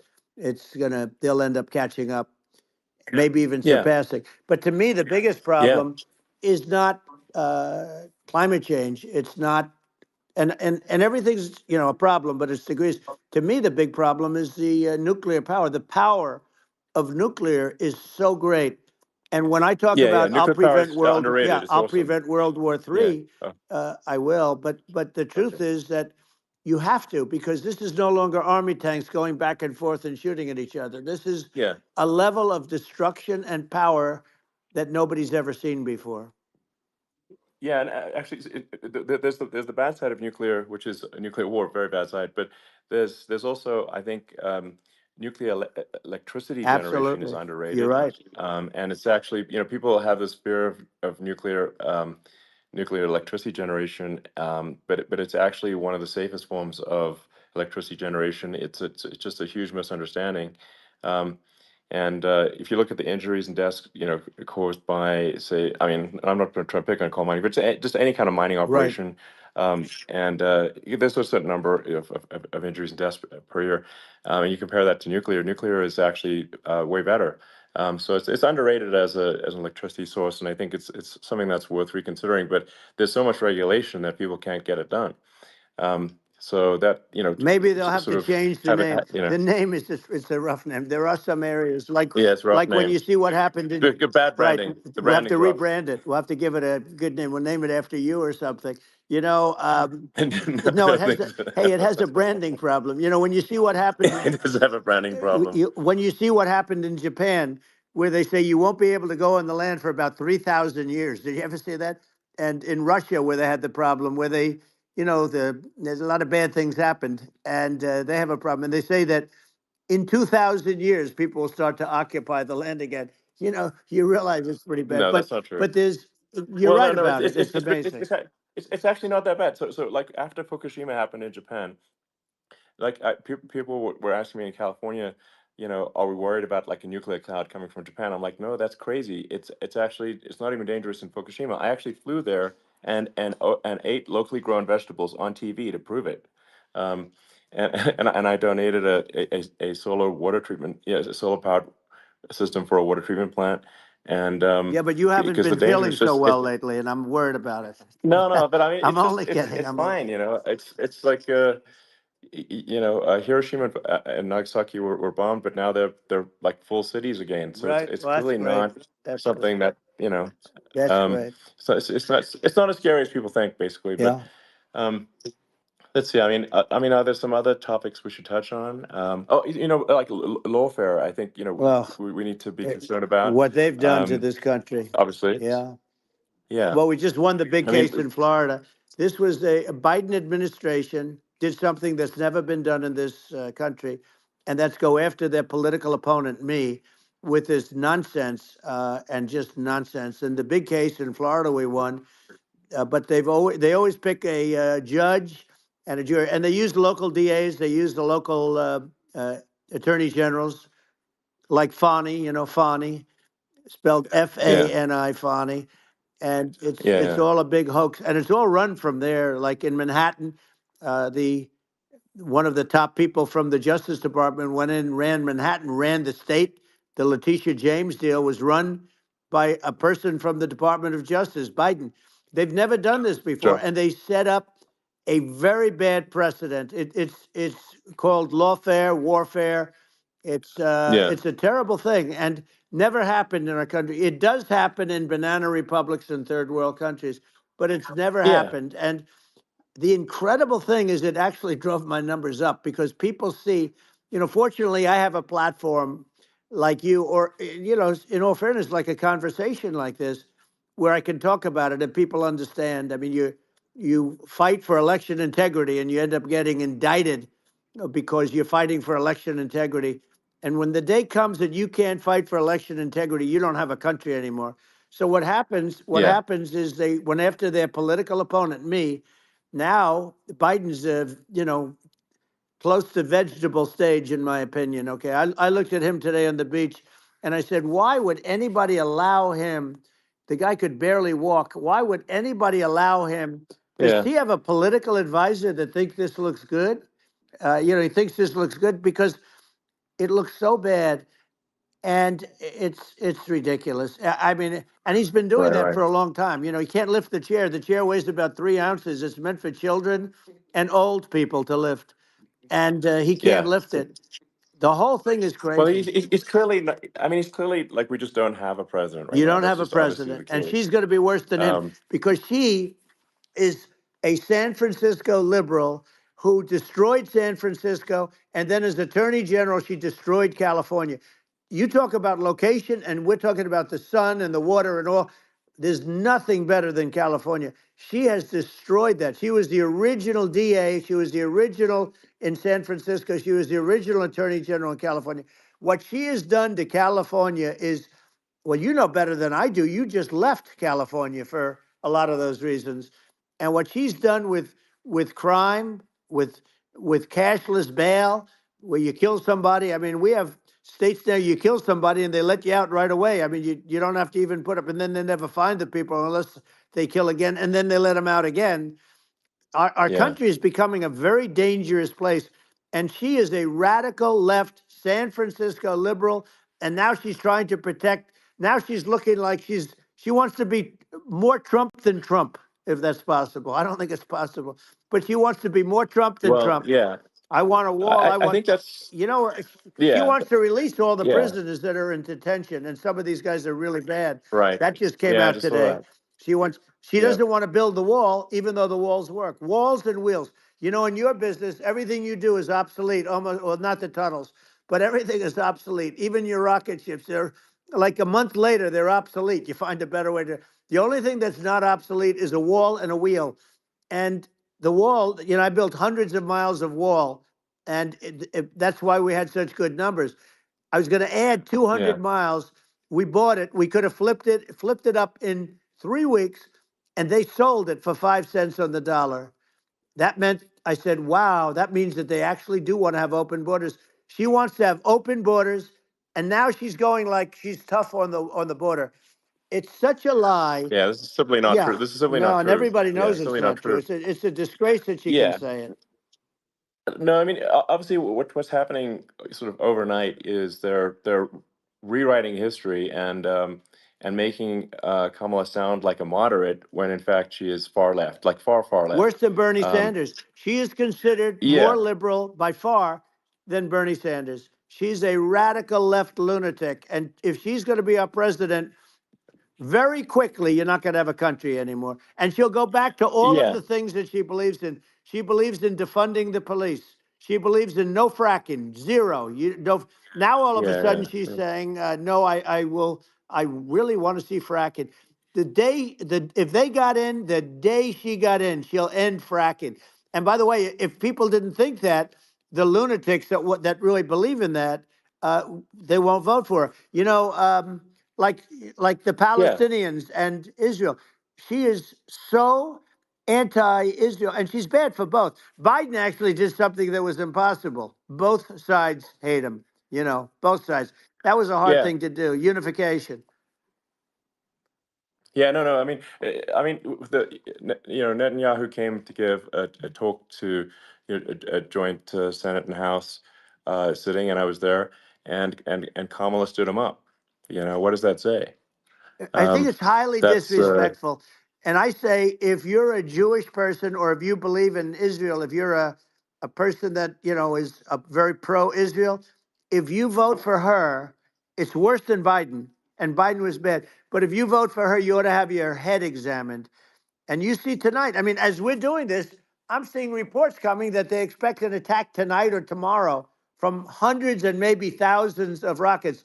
You know, their Iron Dome, as they call it, as we all call it, but their shield that they build, that can be swamped. We'll use a term that's yeah, appropriate, swamped. But they yeah, swamp it by shooting enough missiles. You know this better than anybody. By shooting enough missiles, so, they can't defend themselves. You know, they just obliterate the whole yeah, place. And that's what some people think they're looking to do. And we have no leadership. There's no respect for the United States of America with these people. And I'm telling you, yeah, she'll be worse than him because she's a believer yeah. No, in I being think you're right. radical left, and he wasn't. I think you're right. I mean, you really, it's important for the public that may be listening to this to look at Kamala's track record, before the last like month, and say, is that a track record you agree with? And I think if you're an independent moderate, you definitely would not agree with it, because it is her behavior has been far left, and we're seeing just an overnight propaganda attempt to rewrite history and make it sound like Kamala's moderate when she in fact is not moderate.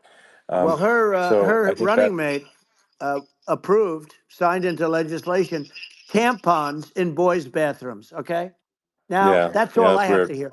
Tampons in That's boys' weird. bathrooms, and that means she Yeah, believes in that too. I mean, yeah, that's she not picked okay. this guy because he was the closest to her. A lot of people thought she'd pick sort of the opposite, but she picked an anti-Israel radical left person. But she is far worse, they say, than Bernie Sanders. If we have her as a president, if we have a Democrat at this moment as a president, I don't think our country can survive.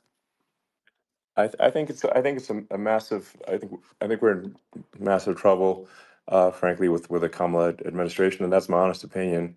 And I think really it's essential that you win for the good of the country for this election. And I mean, that's I'm just stating my opinion.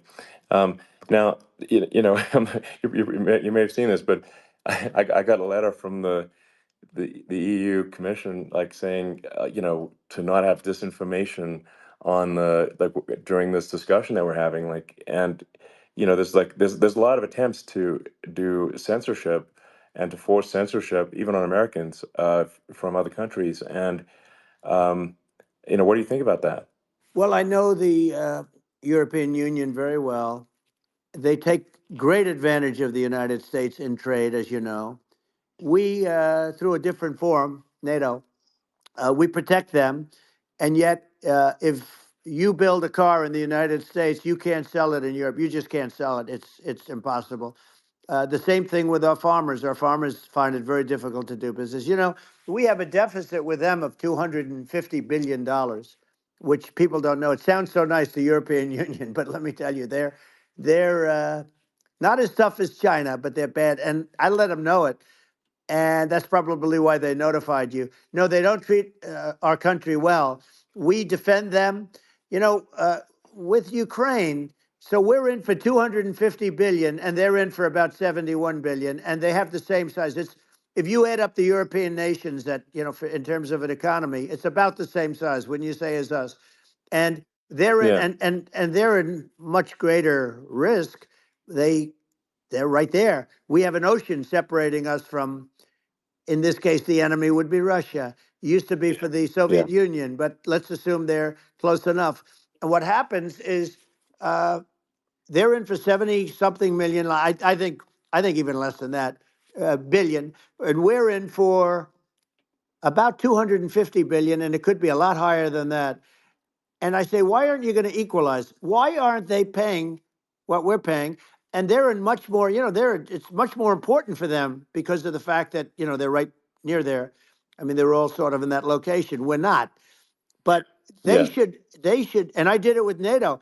There were only 7 countries that were paid up in NATO out of 28 at the time.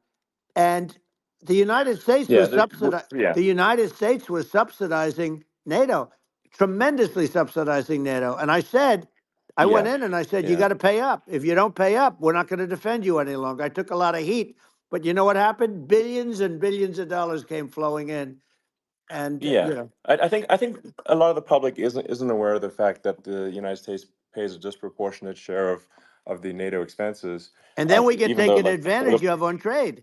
So think yeah, about it. well, I mean, the point of NATO is defending Europe, and it's it's like, then okay, well, why is the United States paying disproportionately more to defend Europe than Europe?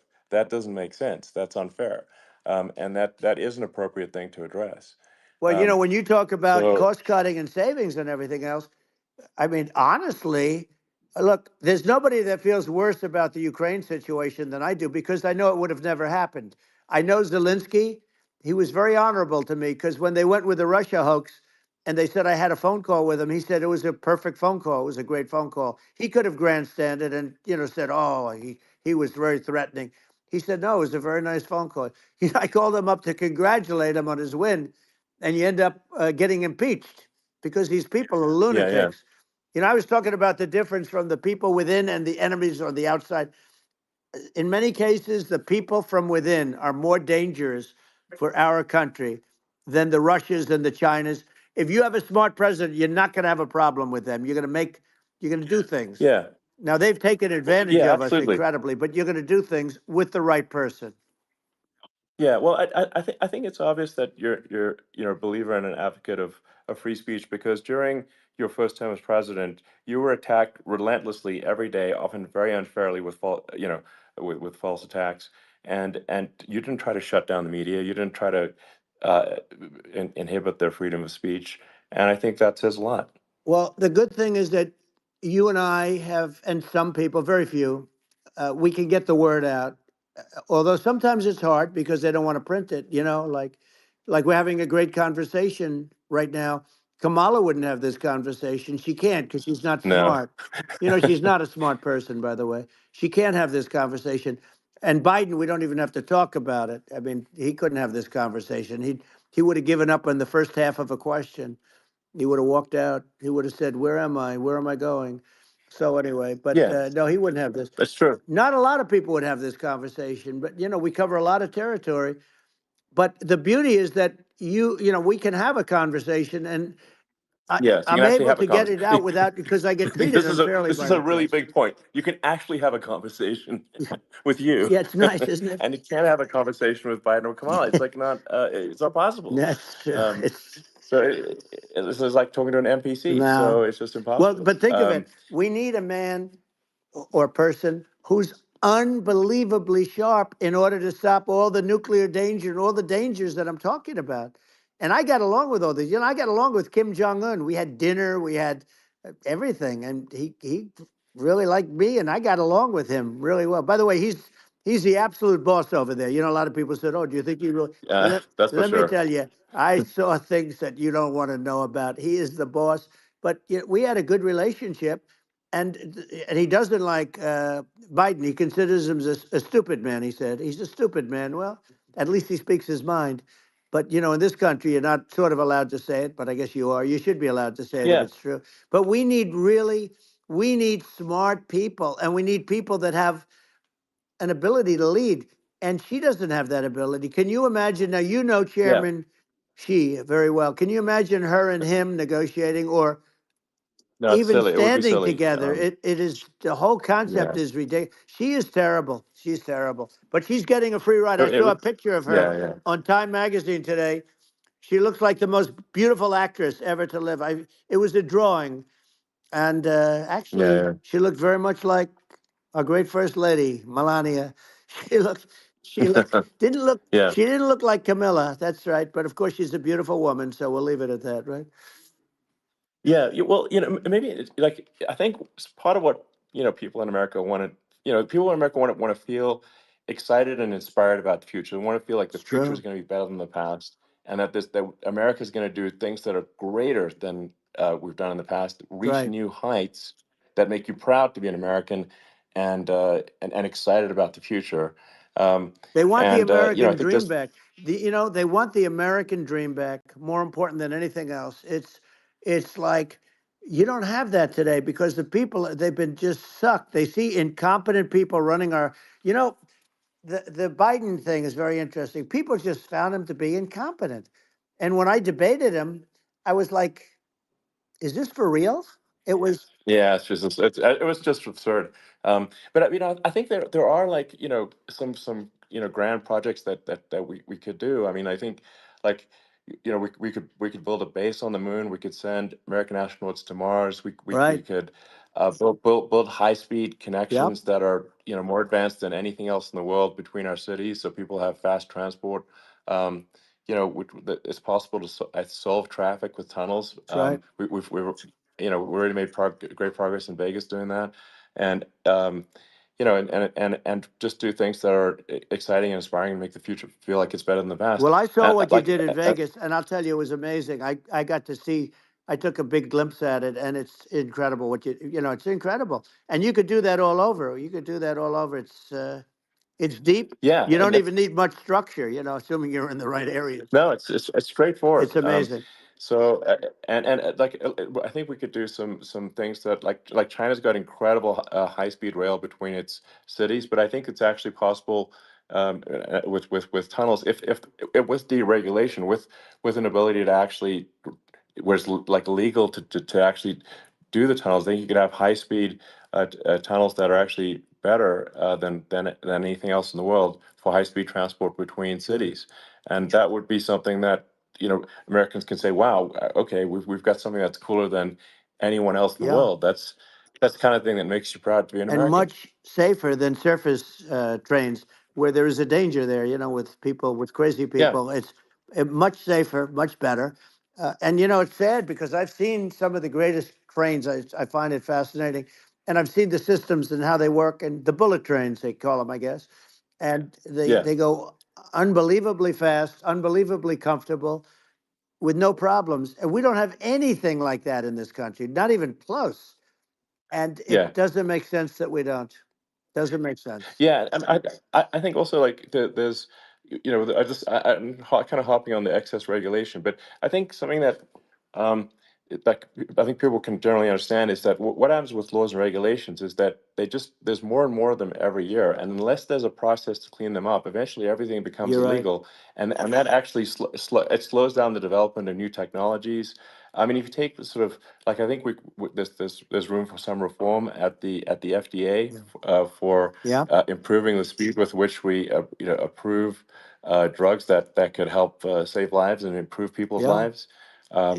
I worked very hard And on that. you know We got that down yeah, to the lowest number ever, and we got therapeutics approved in the FDA that people can't even believe the speed. But I took them on. I don't think they like me too much, but I got things approved in the FDA at numbers that they wouldn't believe. And it's a very bureaucratic group. Actually, it's a fine group of people in many cases. I got to know a lot of them, but I was pushing them really hard for Regeneron, for so many different things that were really pretty amazing. But the FDA takes too long. It's 12 years to get a product approved. I got it down to 4, and I yeah. got some things done very quickly. But it's really something that is going to have to be worked on because it takes too long.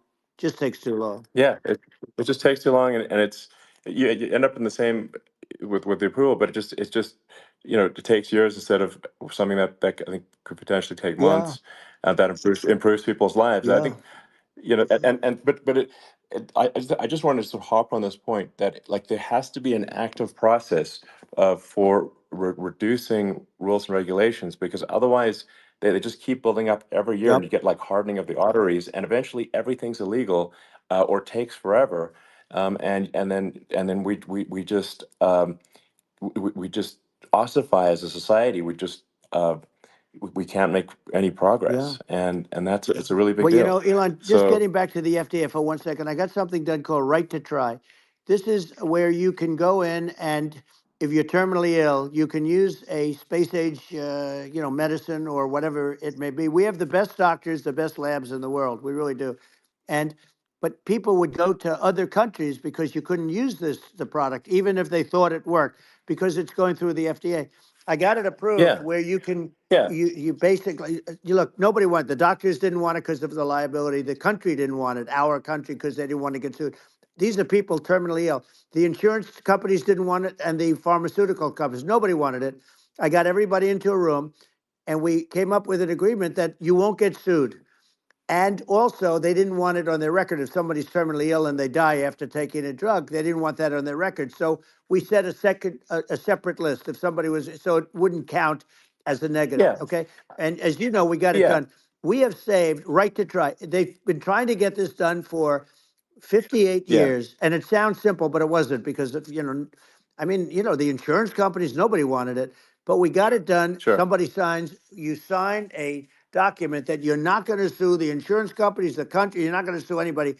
And we got it done. And we're saving tens of thousands of lives. Right to Try. Hopefully you never need it. But if you yeah, do, you don't have to travel to Asia. People, right, if they had money, they go to yeah, Asia, they go sure, to Europe. If they don't have money, they go home and die. That's what happened. They'd go home and yeah. die. Well, I mean, and actually, to give Europe some props here, it's like if a drug is approved in Europe, which has a crazy amount of regulations, it should obviously be approved in the U.S. Yeah. I mean, they got more regulations than we do. So why would a drug be approved in Europe and not in the U.S.? That's crazy. Well, we did it. We did Um, something that really, they've been trying to do it for 50 years and they just couldn't get it done. And I got it done. And it's really something. But you're right. Some people go to Europe because a drug isn't approved here, but it's approved in Europe. And it's a drug that, generally speaking, would yeah, work. It's pretty crazy. You're absolutely. right. And I think so, as long as people are properly informed of the pros and cons, and like these are the risks, this is the risk, and like you make your own decision. Yeah. That makes sense. Well, I think just, So in sort of closing up, and by the way, I'm looking at the numbers. You got a lot of people listening. I hope you don't get yeah, nervous because you got a lot of people listening to you right now, like 60 million or something. What is that number? That's crazy. It's amazing how you can see that right away. How many? What is the number? Wow. What is it? Well, Wow. I think in Wow, terms of that's a people that, that that's bigger than you said. You said 25, and you're much more than double that number, 25 million. I think you're going to be 60 or 70. And I guess over a period of time, hey, I congratulate you. Do I get paid for this or not? well, I think actually in terms of the number of people that will hear this conversation over the next few days to Right. weeks, it's going to be hundreds of That's what they millions. say. Yeah, that's good. Well, look, it's an Yeah. honor. Yeah, I just asked this, are you better off now, or were you better off when I was president? Nobody's better off now. People, we put out polls on that, and nobody's better off now. Inflation has killed it. And they also feel very unsafe. You look at what's going on with a lot of different things. You look at the riots we had at the Yeah. colleges over, I mean, it's ridiculous, but Right. all of the riots, they just feel unsafe. And now they really feel unsafe because you have a new form of crime. It's called migrant crime. I call it Biden Well, migrant yeah. crime. Maybe I'll call it Well, Kamala migrant crime. But I mean, with all these things, I always try to get to the ground truth by just asking people. And my mom lives in New York, and I was like, Mom, do have any of your friends, been attacked or assaulted? And she said, yeah, three of her friends in three it's separate crazy. incidents were assaulted just in recent months, just walking around the streets of New York. And I said, well, what happened to the people that assaulted them? Oh, nothing. They got away. Like, and they just They know that always get away. nothing's going. And they don't even they don't even bother reporting it because there's not. They know that there's not. They're not going to. People are not going to get prosecuted. They just let violent criminals out in New York The only one with that gets zero bail. prosecuted is Donald Trump. They don't get, they prosecute Trump. Yeah, I mean it's just obviously messed Oh, up it's terrible. if violent criminals are being getting off scot Yep. free, and meanwhile the New York spending massive resources prosecuting you, and it's like what's this and I think the sort of sensible public looks at this and says, what the heck's going on here? This is obviously abuse of the legal system. Um, the legal system is supposed to be protecting the That's right. public from violent criminals, and it should be obviously allowing the public to make their own decision about who should be president, as opposed to some legal case. Once they start this precedent, because this can go on with the next one. I mean, this is a very bad precedent, what they're doing in terms of, going after their political opponent. And that's all it is. It's going after their political opponent. Yeah, And then you get a judge who's, a strong Democrat. And I'm being nice when I say that, in many cases, crooked as hell. But you get a judge and you go into an area where a Republican gets 3 or 4% of the vote, and you'll have a jury pool yeah, with people that hate Republicans or hate. It could sure, also be the other way, though, of course, because it could start the other way in areas where they hate exactly. Democrats, and you get into a Yep, Pandora's box. It's a very dangerous thing for this country, and a very dangerous thing even for the state. New York City is yep, losing. New York absolutely. City and state lose a lot of business over what they did to me, because these people say, we don't want that to happen to us. That's no justice system. You have an unfair system of Yes, justice, and it's costing New York State a tremendous amount of money. People are leaving and companies are leaving, and they won't come back. So, all of that stuff is important. But the economy now is the big thing, and we can turn that economy up so fast, and people are going to be back again. We're going to get rid of yeah. I think there's inflation. I think there's a lot of Right. opportunity. Absolutely. Absolutely. So And I just I want to think I I want to think congratulate you. You've done an amazing job. You have definitely got a fertile mind. We can talk. You and I can talk about rockets and, it's kind of you to say thank well, you. tunnels. We can talk about tunnels and rockets and electric cars. So many things. And now you're into the AI, and that's going to be another beauty, I'll say. So Yeah. it's an amazing thing you've done, Elon. It's an amazing thing, and I Well, congratulate you. I mean, thank you. And well, I mean, I just say here, here's to an exciting, inspiring future that people can look forward to and be optimistic and excited about what happens next.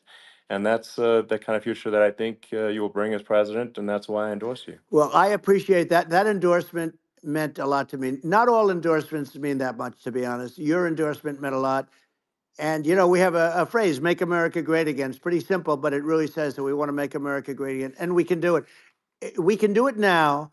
But if we were going to suffer another 4 years like we've suffered for the last 4 years, I'm not sure the country can ever come back. That's how bad it is. It's so bad. We have to do a I lot of think that's a things. very real Yeah, risk. it's a big That's a risk. very real risk. Yeah, And it's, I'd just like to note to people listening, like I've not been very political before, and if you look at my record, I've actually been I'm not like some they try to paint me as like a far right guy, which is absurd because I'm like making electric vehicles and solar and batteries helping with the environment, and and I actually I supported Obama. I stood in line for 6 hours to shake Obama's hand when he was running for president, and so it's not like I'm like some sort of dyed-in-the-wool long-term Republican. I'd call myself, uh, historically a moderate Democrat, but now I feel like we're really at a critical juncture for the country, and uh, I think a lot of people thought the Biden administration would be a moderate administration, but it's not, and obviously we're just going to see an even further left uh, administration with Kamala. That's my honest opinion. I mean, her dad is literally. I mean, she was brought up as an actual. Her dad is a Marxist economist. You can Google it. I mean, it's not a. We're not making this up. That's how she was brought up. So, uh, and we want to have a future that is prosperous. And I think we're just at this critical juncture, and I think this is a case of the America is kind of at a fork in the road, it's true. and I think it will take if the path to, like you are the path to prosperity, and I think Kamala is the opposite. Then that's my honest opinion. I'm gonna get attacked like crazy, and I've also experienced quite a bit of lawfare myself. And but I'm just trying to tell people my honest opinion, and I haven't been really active in politics before, and I'm just trying to point out that my track record historically has been moderate, if not moderate, slightly left, and so this is to people out there who are in the moderate camp to say I think you should support um, Donald Trump for president. And I think it's actually a very important junction in the road, and we're in deep trouble if they don't, if it goes the other way. Well, I want to thank you. And, I actually always did think of you as somewhat left. I must say that. So it's it's Yeah. even more of an Well, honor to have yeah. your endorsement. I know how strong you feel about it. But, when you think of her, San Francisco 15 years ago, I had a great friend, Bob Tish. He said it's the greatest city in America, and now it's almost not livable there. And California likewise. And she was involved in the destruction of San Francisco and the destruction of California, and she will be involved in the destruction of our country if people are so unwise as to elect her. And I hope that doesn't happen, and I hope the elections are going to be run honestly, and we're going to turn this country around. We're going to do things and we can do it fairly quickly. And we have to get rid of the criminals that have been, given to us by other countries as they laugh. They laugh at Yeah. us. They think we're stupid to accept these people. These are radical, stone cold killers in many cases and terrorists. And they're in our country by the hundreds of thousands. Yeah. And we have to take Yeah. them out. Yeah, I mean, if I could summarize it, perhaps, I think these are issues that I think most people in America would agree with, which is that we want safe and clean cities, we want secure borders, we want sensible government spending, we want to restore both the perception and reality of respect in the judicial system, just stop the lawfare, and I think that's like, and how are those even right wing positions? I think those are that's just common sense, and that's I mean, would you agree with A that? 100%. I don't understand, the whole, they call it progressive. They don't like the word liberal anymore, but call it liberal or progressive. I don't understand how somebody could say that it's okay for them to empty prisons into our country. And again, I told you their Yeah, crime rates definitely all not over the world okay. are going way down, which makes sense. In fact, the next time what we'll do is if something happens with this election, which would be a horror show, we'll meet the next time in Venezuela because it'll be a far safer place to meet than our country. Okay. So you and I will go and we'll have a meeting and dinner in Venezuela because that's what's happening. Their crime rate's coming down and our crime rate's going through the roof. And it's so simple. And you haven't seen anything yet. because these people have come into our country and they're just getting acclimated, and they don't know about being politically correct law enforcement or lack of law enforcement. And our police, I have to just end with this. We have great police, we have great law enforcement, but they're not allowed to do their job. They have to be able to do their Yeah. job without being destroyed. Well, absolutely, and it's obviously demoralizing if you're a police officer risking your life to to arrest violent criminals who could kill you and do kill you sometimes, and then you arrest the violent criminal, and then the DA doesn't prosecute, and that's let the guy out. Yeah. Well, then, like, why should a police officer risk their life uh, to arrest a violent felon Well, even if worse, if Elon, nothing's going to happen? even worse, they prosecute the police officer. They go after it and they prosecute the police officer and they take away his pension. They take away his Yeah. job. He loses his family. He loses his house. Well, I thought it was very telling, like incredibly telling, that when there was that case where sort of a gang of thugs beat up police officers. I think it was in Times Yep. Square in New York, and and then nothing happened to those guys. They were let out, zero bail, and I think a bunch of them were given free tickets to California.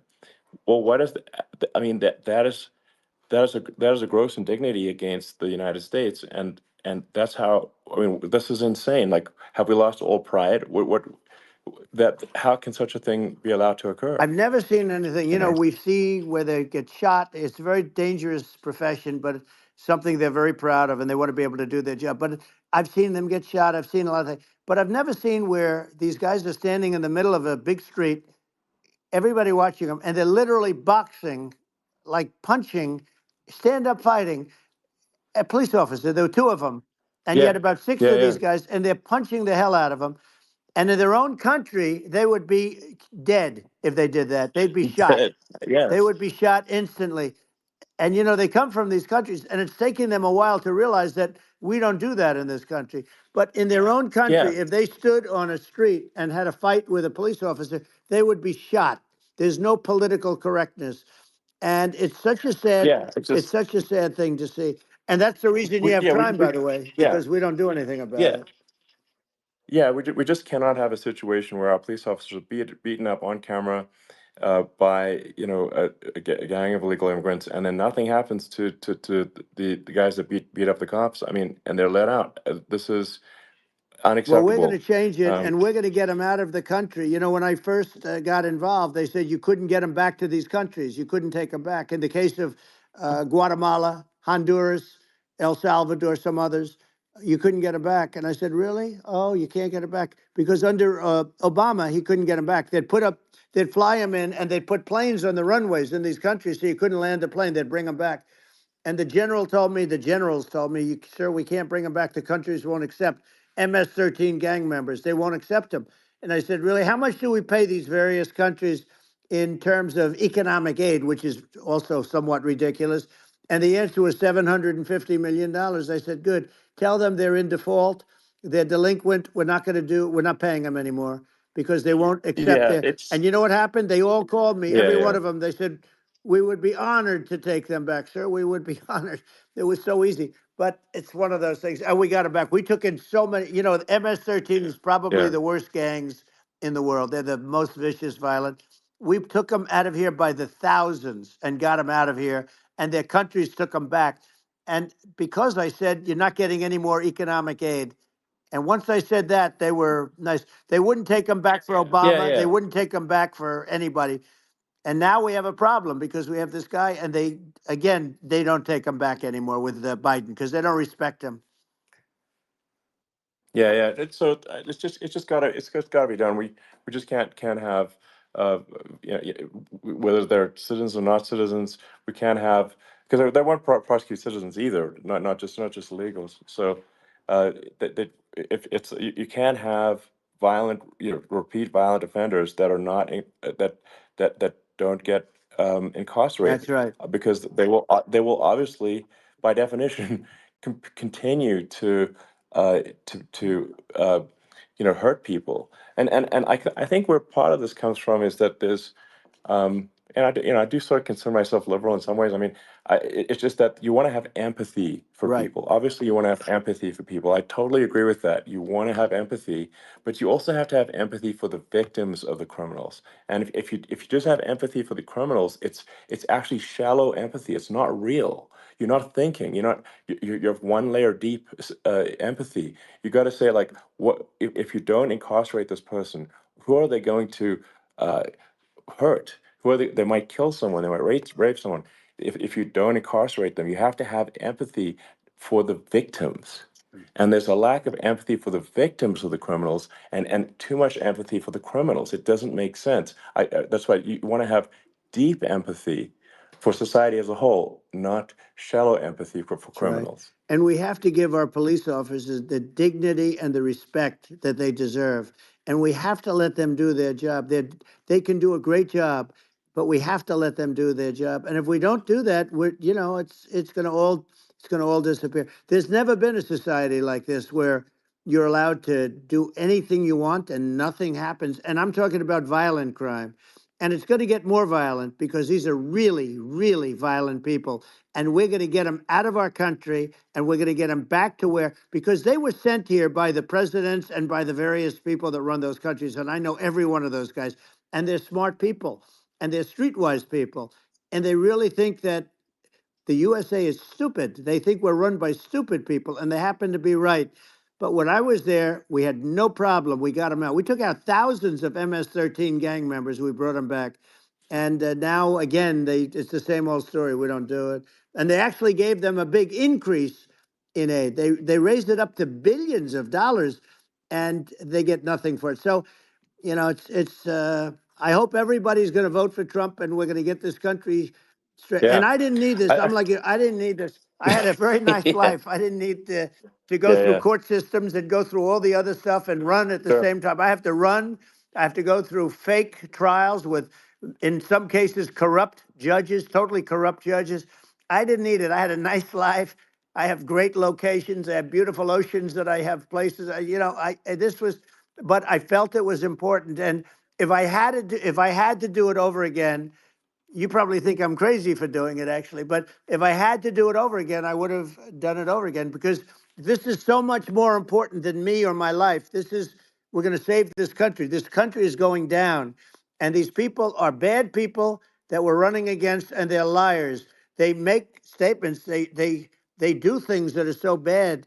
They say they're going to make a strong border. They say they've been great on the border, and they've been the worst in history. They say they're Yeah, going to it's stop horrible. Like crime, the and facts speak for themselves. The it's so facts incredible. speak for themselves. Like it's got to the point where people just don't even bother reporting crime in a lot of That's cities right. because they know nothing is going to happen. Um, that's what I hear anecdotally from people all the time. So it's just my values. I'm just saying to people out there, like the things I think are important for the future is like we've got to have safe cities, we've got to have secure borders, we've got to have sensible spending, and we've got to have deregulation, and Right. so we can have a prosperous future. And then we want to have some exciting, sort of moonshot projects that people can get fired up about. And that's the future I'm looking for. And I'm pro environment, but I'm not against. I'm not like I don't think we should vilify the oil and gas industry because they're keeping civilization going right now, and but I do think we want to move at a reasonable speed towards a sustainable energy economy. Those are my values, and I think um, and so I mean that's uh, why I'm supporting you for president. Well, I So appreciate it. We're going to give incentive to companies to come into our country, not to leave our country. We're going to be giving tremendous incentives. We want companies to build here, not to build in other locations. And we want to create jobs. And again, it's about the American dream. You don't hear about the American dream anymore, Elon. You're the American dream in the truest sense, but you don't hear about the American dream anymore. And you're going to hear about it. People, they need that incentive to go out yeah, and do it, and they're going to love their lives. I mean, they're going to look forward to getting up in the morning and going to a job that they love, not a job that they can't stand, or not any job at all where they have no money, where they yeah, literally have no money, and then they end up with violence and lots of other problems. No, we're Yeah. gonna do some great things. And I learned a lot in the first. We had a great economy and all of that. We rebuilt the military. We did so much, but I also learned, and I also learned the best people. I learned the good people, the smart people, the dumb people, the people that can do things. The people, you learn. When I first came in, I tell people I was in Washington D.C. only 17 times, according to the fake news media. I was in 17 times. I never stayed over, and you don't know people. You rely on other people to give you names, and then you realize the people you relied on weren't so good. Now we had great people, but we also had some where I wouldn't have, used them had I known. Now I Yeah. know everybody, and I think we're going to really turn things around fast. We have no choice, otherwise we're not going to have a country. And I really appreciate this. Has been, to me, it's been a lot of fun being with you. You're an amazing guy. You've done an incredible job and a great inspiration to people. A great inspiration, and I hope you keep going and just continue to do well. And we're going to have a big election coming up, and I think November 5th will be the most important day in the history of our country. I think that election will be the most important election, and I think it'll end up being maybe the most important day in the history of our country, because if Yeah. we don't win, I just feel so sorry for everybody. No, I think we're at a fork in the road of destiny of civilization, and I think we need to take the right path, and I think you're the right path. So I think Well, that's what it comes down to. thank you very much, Elon. It's a great honor, and we'll do it again sometime. And it's been really fun, and I hope you got a lot of viewers. I hear you got a lot, but I hope you Sure. got Yeah. I know you got a lot of them. So I appreciate it. I'll see you soon. All right. Sounds good. Thank you. Thank you, Elon. Thank you very much. Bye.